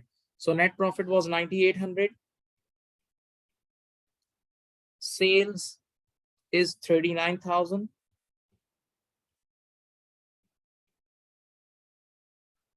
It's going to be 25.1%.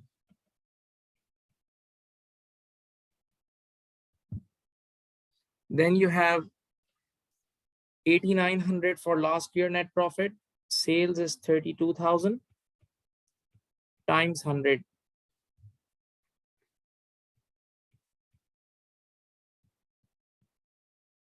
Okay. Now return on equity. Return on equity. Again, you have to use the same net profit, which is 9,800.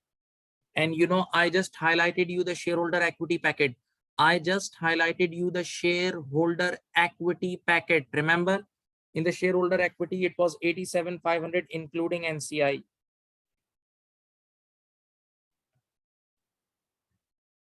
%11.2%.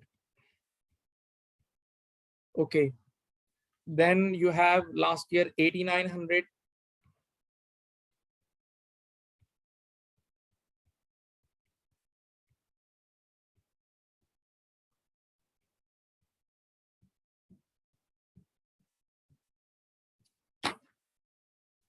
See, these are the ready marks.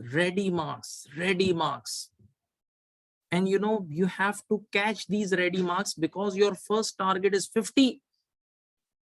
Although I've showed you scores of 89, 87, 88, okay, leave it.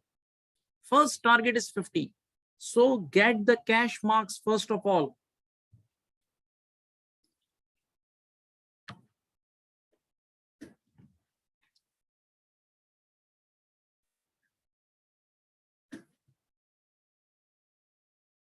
You all understood? Now the second requirement is the only requirement which needs your little brain. And now wait. Let me make your mind. Always get ready to do some charity in the exam. Charity, yes, it's a 20 marks question, 2 marks charity. Another requirement, 1 mark charity, 2 marks. If you get 10 marks out of this 20, still you are good. This is last 40 marks, the most technical area of examination. If you get 50% marks from these last areas, still you are good. Still you will win. That's it. This is the approach.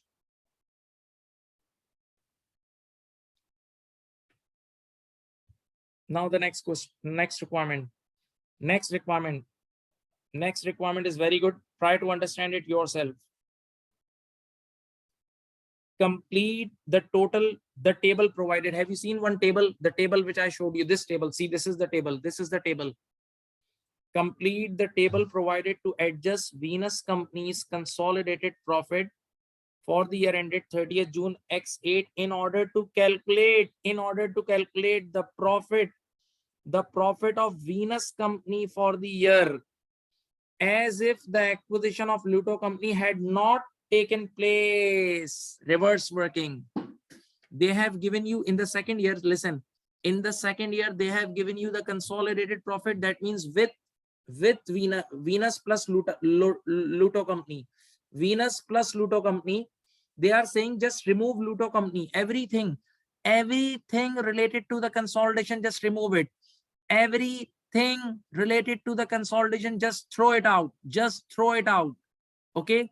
So everything related to the consolidation means S company's profits, S company's expenses, S company's additional excess depreciation, S company's takeover consideration, interest on deferred consideration. Remember, interest on deferred consideration is also a consolidated related expense.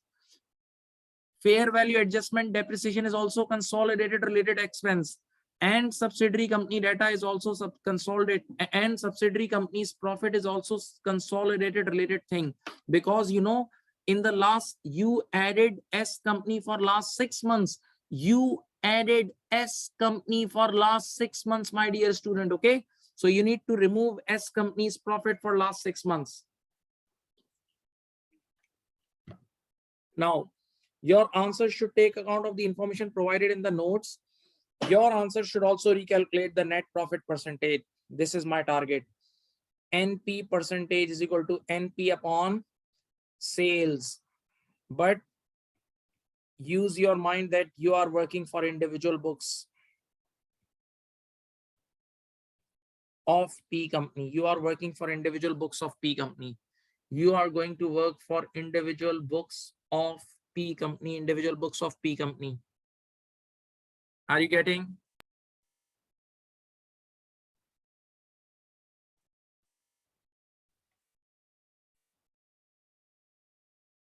Okay. Now still, I have already told you a lot of things, but again, I'll tell you something more. Let me move the screen. See, you have to see these 4 points. These 4 points are very valuable now. These 4 points are very valuable. First of all, in the last 6 months, how much is the profit? In the last 6 months, how much is the profit of S company? See the note number 1. In the last 6 months, how much is the net profit? How much is the profit of S company? 2 million. So when you have added everything, sales, cost of sale, everything, that means ultimately you have added the profit. In the final figure, you have added the profit, and this profit is 2 million. So 2 million is added in the profit. So now you have to subtract it. 2 million, this 2 million or 2000, this 2 million or 2000 is the profit of S company, which has already been added in the consolidated book. So you have to subtract it and say thanks to examiner. Examiner has shown this to you. Examiner has did this for you. See, the first adjustment minus 2000, he has already done with for you. He has already done this for you. See, the first push, the first free push is by the examiner. The first free push is by the examiner. Things are free also in the exams, although they charge examination fees and the pound rate is high, but they push you. Now, what else you can do? Just one word from my side, please.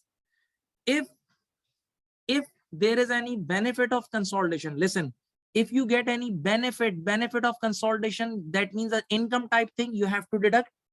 And if there is an expense type thing, you have to add back. If there is an income type thing from this consolidation, see, we have to do working like there is no consolidation, there is no Lotu company, there is no this company. So whatever has done, you have to reverse. So if you get any benefit, subtract it. If there is an expense or loss, add it back. So in point number two, see this 500 is a benefit. This 500, my dear student, is a benefit. Discount is a benefit. So this has already increased your profit. So now let's decrease it. This 185, see point number three. The interest, or what's the name? Unwinding of discount or interest is an expense. So now you have to add back this 185. And yes, this 150 excess depreciation is also expense. So now you have to add it back. That's it.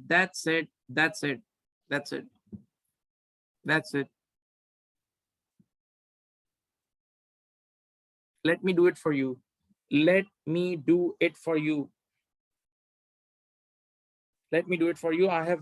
I have made the sketches for you. Wait. So adjustment number 2 was a benefit discount. So you have to subtract 500. Okay. Adjustment number 3 was unwinding of discount. I have already taught you unwinding of discount, right? 4600 times 8% times 6 upon 12. It was 185. Already taught you this 185. Okay. Then adjustment number 4 is excess depreciation.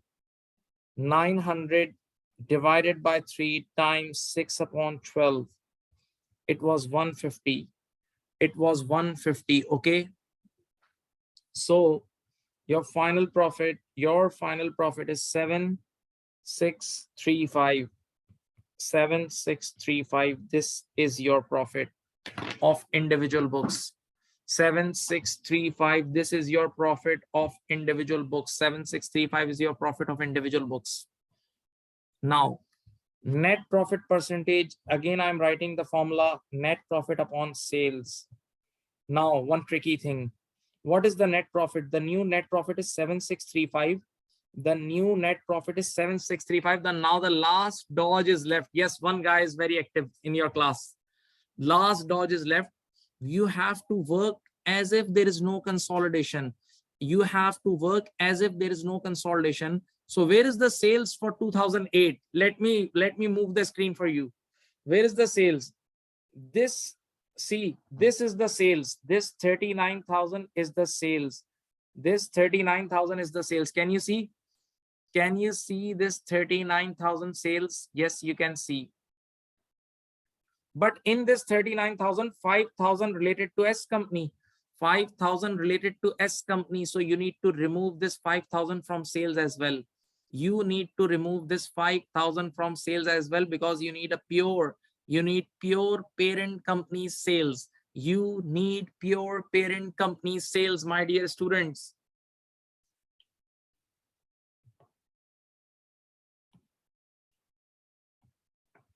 Let's do it.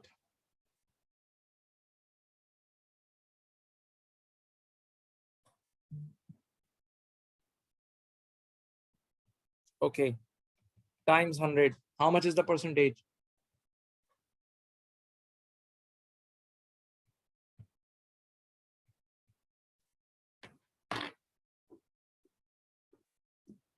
Now make your mind for the commentary. This is the time you are making your mind for the commentary. This is the technique of ratios. You are doing number crunching and you are thinking about the last part, which is the commentary. Now, this is the time to reply back the MD. MD was saying that subsidiary company is bad.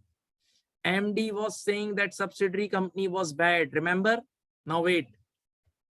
What is the individual return of parent company? This is 22.5%, right? 22.5% is the individual return. And what is the last year return? See, the last year return was 27.8%. The last year individual NP margin, students see 27.8%.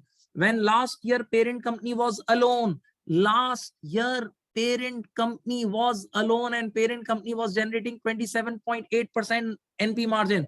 And this year parent company individual margin is just 22.5. We just calculated it. So see, there is a fall. If you compare individual books, there is a fall. MD is stupid. And yes, now you see, now you compare with this. Now you compare with this. That means subsidiary companies supported parent company to maintain some margin. You're not getting, still you're not getting. Without subsidiaries, see the results fell down to 22.5% from 27.8 to 22.5. So say thanks to subsidiary people. We should be thankful to subsidiary companies people that they supported us. They supported us.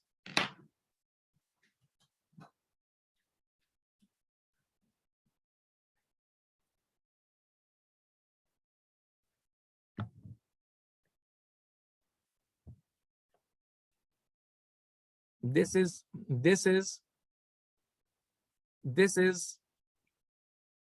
something, the scoring area of this question. If you forgot to write this commentary, that means now you should lose marks. These are the things. What I use my, I use sometimes the word digging. In ratio analysis, we dig down things and we unfold things. Okay. And now again, you will get gifts from examiner. Again, free marks. I'm sorry, let me use the word free marks. Very basic marks. Come on. Next. Explain. It's a general, for me, it's a general requirement.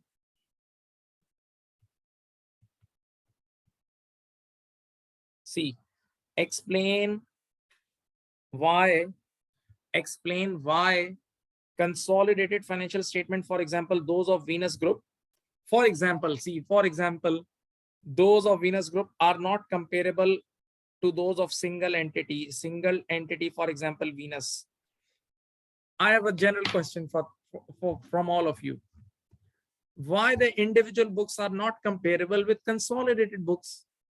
Why the individual books are not comparable with consolidated books? Because, listen, in the individual books, you have the data of P company only. In the individual book, you have the data of P company. Let's start with income statement. In the individual books of P company, you have the data of parent company's incomes and expenses. But in the consolidation, you have parent company plus subsidiaries. So here there is only one company. There you will see 2, 3, 4, 5 companies. So this comparison is not like with like. Simple. Number one. Number two, if you go for SOFP, yes, very good. If you go for SOFP thing, in the individual SOFP of P company, only assets, liabilities, and equity of parent companies are there. Only assets, liabilities, and equity of parent companies are there. But in the consolidated SOFP, you see parent companies plus many subsidiaries. If you have 2, 3 subsidiaries, assets and liabilities are there. And yes, for equity side, only post retained earnings, of S companies are added, plus NCI. Is also reported in equity sections because NCI guys are also owner. So again, this comparison is not like with like. Third thing. Let me come to the income statement. In the income statement, you cancel intercompany transactions. P2S sale. When parent company sold goods to S company or S company sold goods to P company, you cancel it.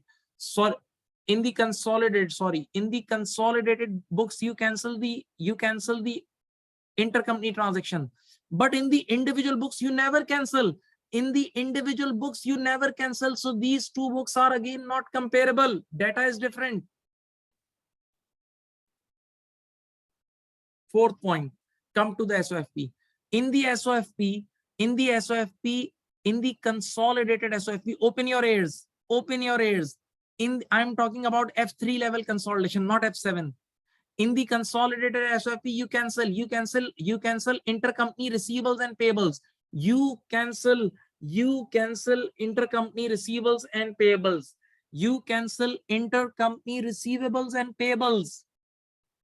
But in the individual books, you keep all these receivables alive. You keep all those receivables and payables alive. So my dear students, my respectable students, my innocent students, how can you compare these two books? I have given you 4 or 5 points and they are just asking 3 marks. They are just saying 3 marks. Okay. I hope this was general discussion. This was general discussion. You can read it. You can better read it, please. I have shown you the answer.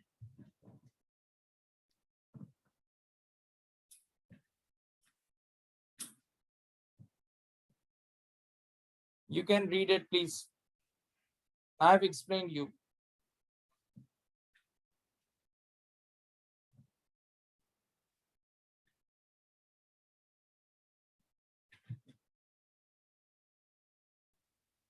Yes, bank loans means intercompany loans. Only intercompany loans are cancelled.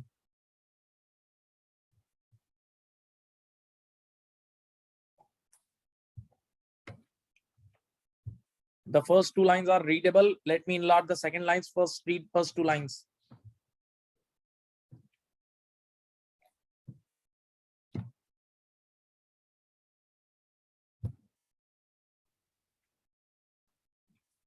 Now read this.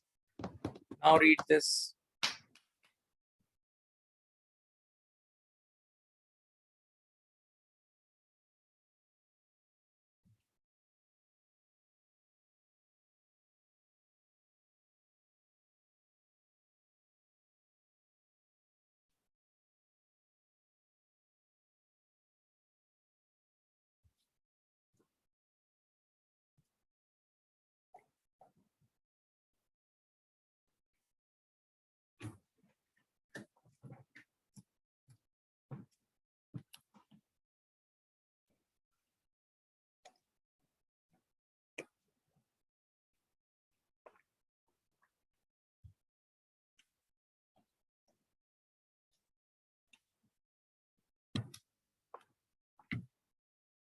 Tell me, did you find this requirement difficult? It was general requirement. The difference between individual books and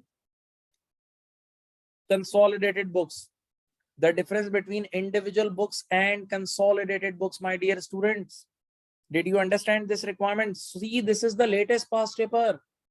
I am not teaching you 2008, 2005, 2006. This is 2022. The same 2022 past paper I am teaching you. The very latest fashion. This is called latest fashion.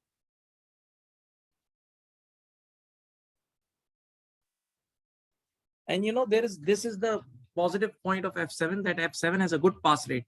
You know, normally F7, F6, these two papers, their pass rates are always 50%, 51, 49, like this.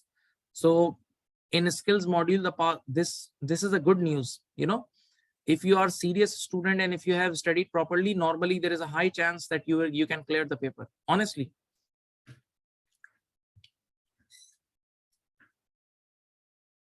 Now the last point is general. It's about the discussion performance of this question. Let's do it. Read the requirement and just help me with that. Okay, be active, don't sleep.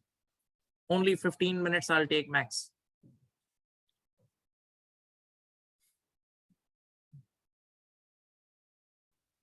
Based on your answers to part A and B, based on your answers to part A and B, comment on the comparative performance of Venus Company for the year to 30th June X7, X8, and specifically C. Examiner is saying, not I am saying, C, specifically addressing that fool, the managing director. C, specifically addressing the managing director, those free marks exam. Remember, managing director was saying 2 things. Number 1, that why the benefit of discounts are not, I can't see. I can't see the benefits of discount in the consolidated books. So we said in the consolidated books, we cancel. In the consolidated books, we cancel intercompany transaction. How can you see? How can you see? And number two, the managing director was criticizing the subsidiary company. The managing director was criticizing the subsidiary company. Remember, subsidiary company's performance is not bad. It's basically the parent company who is responsible. Parent company is responsible for this downfall. Even subsidiary company helped us. Subsidiary company helped us to maintain some of the ratios. Okay. Now let's discuss it. Now wait. First make your mind. This was 20 marks question. So far you have done 11 marks.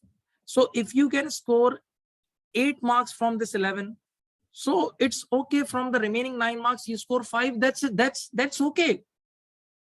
We don't want 100 marks. I don't want 100 marks from anybody of you. I want all of you to pass.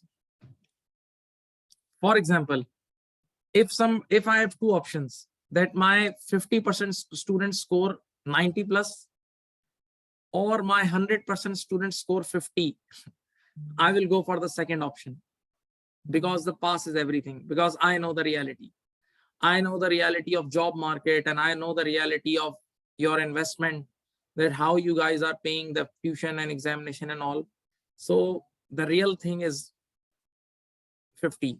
And I always say this, that right now it's high inflation time all over the world, not for one country, all over the world inflation is high. So you guys should not fail now. At least you should support your parents in this way. If you can't do job, if you can't earn, at least control these expenses. At least this is the least thing. I think least. Okay. Now see this few points I have already raised. You can see the sales from last year to this year.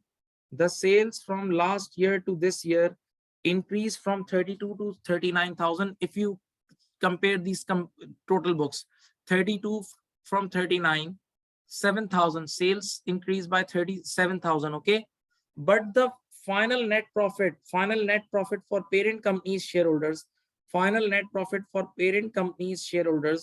just increased by 300. So that means not major impact on bottom line. No major impact on bottom line. Keep this thing in mind. Okay. Now, if you look at the GP percentage, what were the GP percentage? Wait. GP percentage was, previously it was 34%. Now it's 32.1%. Previously it was 34%. Now it's 32.1%.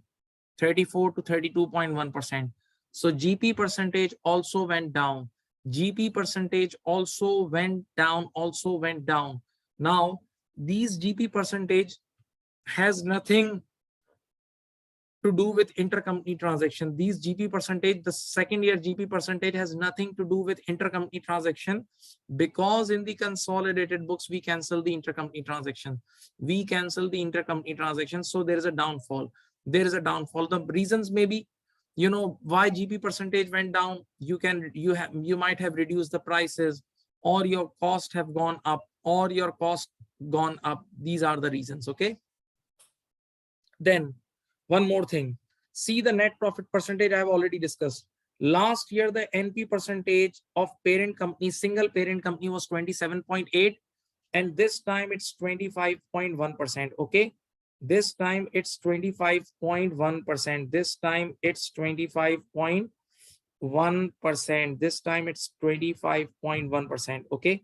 So looks like there is a fall. But if you see the real picture, if you see last year individual results with this year, so you will see 27.5 to 22.5, 27.8 to 22.5. That means you can openly see this, that it is the parent company who is responsible for the bad performance, not the subsidiary. It is the parent company who is responsible for the bad performance, not the subsidiary. Even subsidiary company, supported us. See, parent plus subsidiary is equal to 25.1. Alone parent company in 2000x8, alone parent company in 2000x8 is only 22.5. So we can see this picture. I have one more evidence. Wait. Excellent evidence I can give you. See this. If you see alone, see S company's 6 months profit was 2 million and S company's sales was 5 million. So 2 divided by 5 into 100, it's 40%. See, S company see S company's last 6 months sales is 5 million, last 6 months profit is 2. So alone 6 months NP margin is 40. Although first 6 months data is not given, but still S company is doing better. These statistics show that S company is better than P company. Okay. Now two more things which I taught you already. See, this is the repetition. Two more things which I have taught you already, and that is I taught you in Gregory. If you have done my lectures, or if you have done the exam kit, there is a question Gregory, the same commentary I taught you guys in Gregory. Now I'm teaching you again. Listen, you know ROE. What is ROE? ROE, net profit upon equity. Net profit upon equity. You can see a major downfall. You can see a major downfall in ROE. You can see a major downfall in ROE from 21 to 11%. Did you see? You see a major downfall in ROE. What was the reason why ROE came down? Why ROE came down? The first component is net profit. See, the first component is net profit and the second component is equity. See, net profit increased from 89 to 9800. Can you see? Net profit increased from 89 to 9800. So there is a slight slow. There is a slight increase in net profit. There is a slight increase in net profit. But you know what is the bad news? There was a very big jump. There was a very big increase in equity. See, 42,000 from it. From 42,000 to 87,500 is a big jump. So the real reason for fall in ROE, a real reason for fall in ROE, a real big reason for fall in ROE is not the numerator, it's the denominator. The real big reason for fall in ROE was not numerator, it was denominator. I'm using the mathematical language. I'm sure you're understanding it. Now, one very excellent commentary I can tell you, it's excellent marks because you have already done it. See, this is the second time you are doing in your life, or in the third time.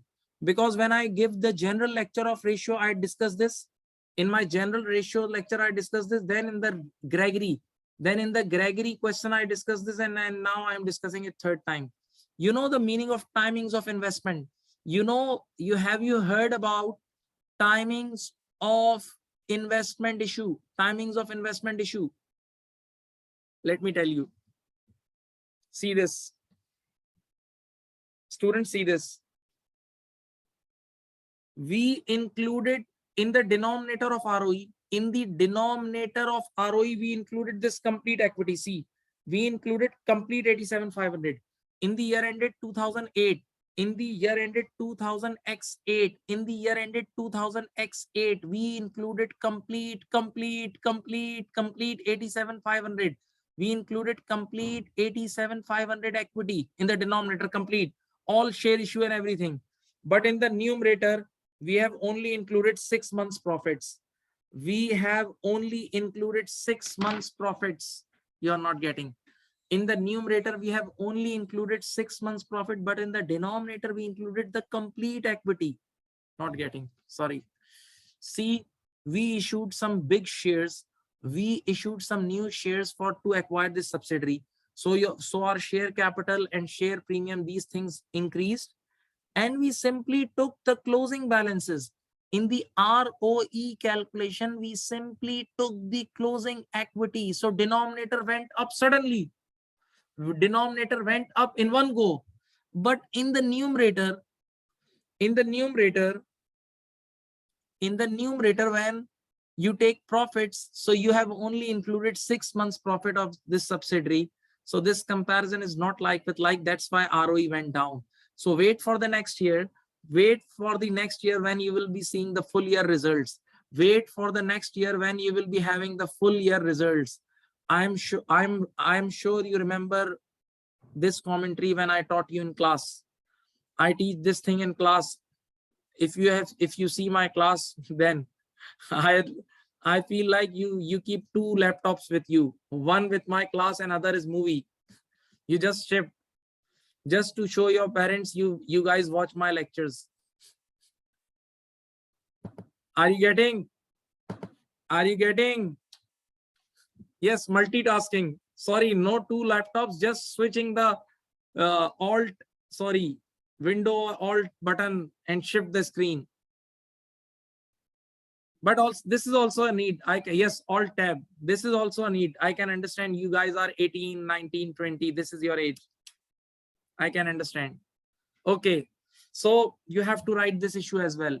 One more issue, which is very technical issue, you can also write. That was also in Gregory. That is very technical, and that is not everybody. Even examiner has not written that comment in the answer. In the extra comment, examiner said that you can write, but right now I'm in the mood of teaching, so I can teach you. Listen, can you see any revaluation reserve? Oops, just let me increase the equity packet.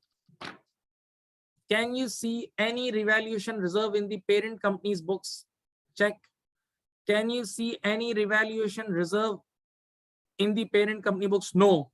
That means parent company was using cost model. Okay. So just think. Look at my video now. Let me enlarge my video. Sorry. See. Look at here. Listen. Last year, students, parent company was alone. And parent company was using cost model. So in the cost model, there is no revaluation reserve for sure. So that means the equity levels were down. Equity levels were down. Okay. But this year, during this year, we took over. During this year, we took over subsidiary. And whenever we do take over, we have to do one mandatory revaluation. That is fair value adjustment. This is the rule of consolidation. When parent company acquires S company, parent company brings everything. Parent company brings everything of S company to fair value. So now during there is a revaluation. There is some upward revaluation. Which gives rise to more equity. So that's why equity went up. So ROE went down. And one extra thing you can also predict, if parent company would have been using revaluation model, if parent company itself using revaluation model, then there will be more reduction in ROE.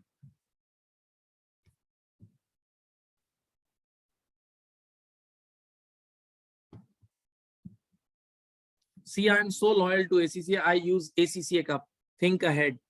I'm so loyal to ACCA. See, think ahead. You know the logo?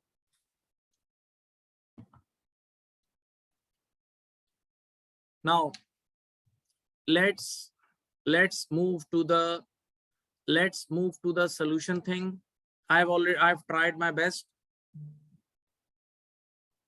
I've tried my best to explain you. Now let's read it. It's simple, and don't take tension, and don't expect that you can write very extraordinary thing. Be a common man. Be a common man. To be very honest, you have to clear. The first target is passing. That's it.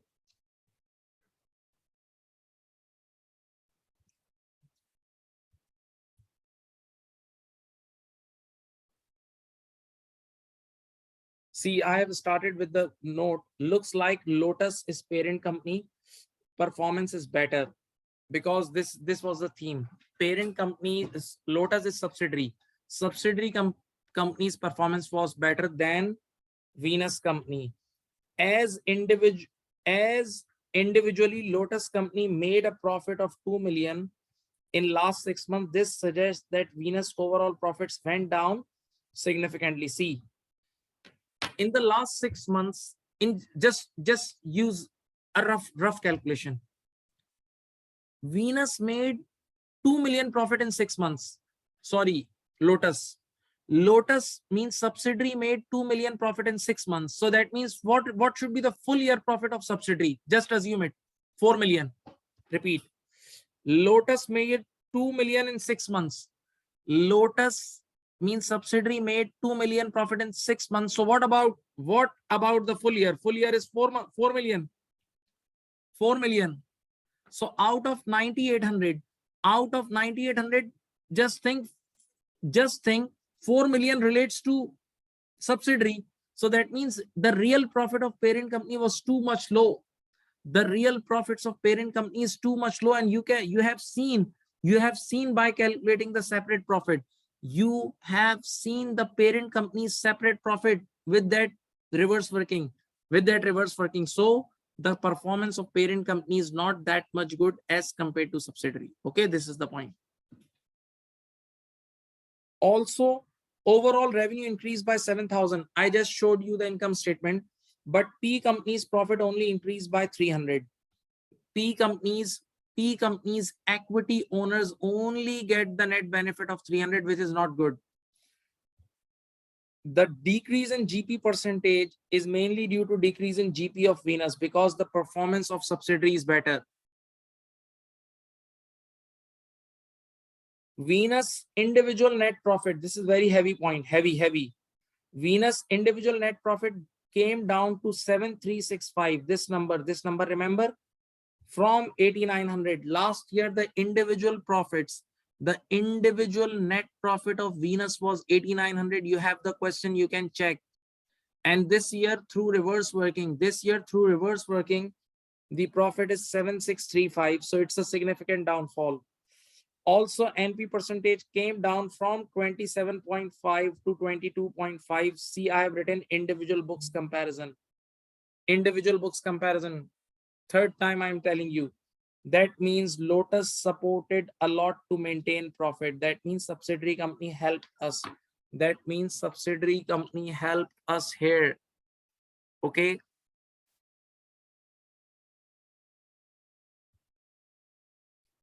In 2008, there is a significant reduction in ROE from 21.2 to 11.2. This is the major event of this question. What is the formula of ROE? NP upon equity. This downfall is not mainly due to the net profit reduction, but the real reason for this is increase in equity from 42 million to 87.5 million. This I again showed you before 2-3 minutes. I again showed you. Read it and relax. Read it and relax.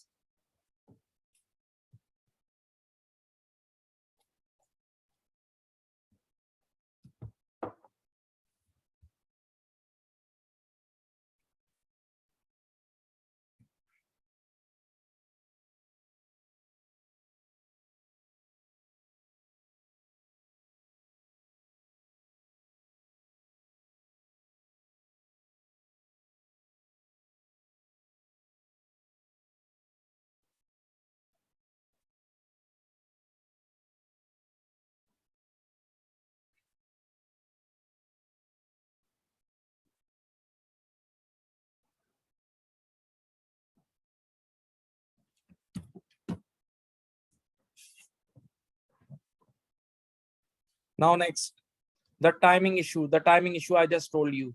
I just told you the timing issue. The denominator increase, the ROE denominator increase in one go, but in the net profit we only took 6 months effect. In the net profit we only took 6 months effect. Read it please. In the net profit we only took 6 months effect. Just taught you this.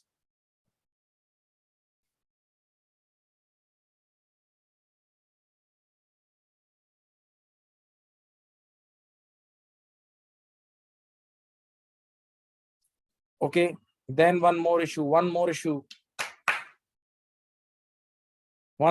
please. Fair value revaluation issue, fair value or revaluation issue. Parent company was using cost model, and at the date of takeover we have to bring subsidiary to fair value. That is a mandatory thing in IFRS 3 business combination. So that also impacted ROE negatively. Okay.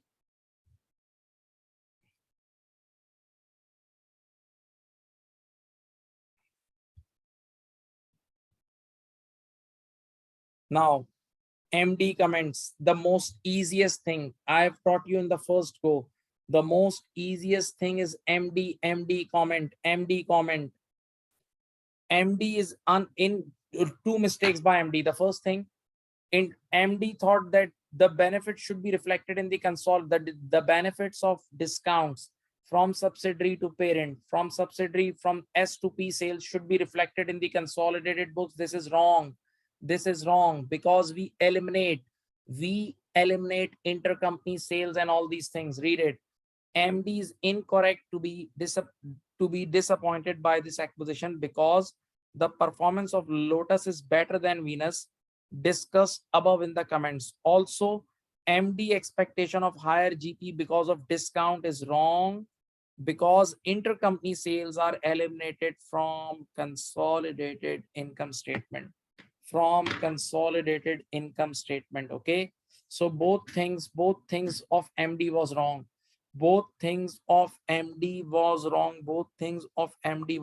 Okay, are you getting?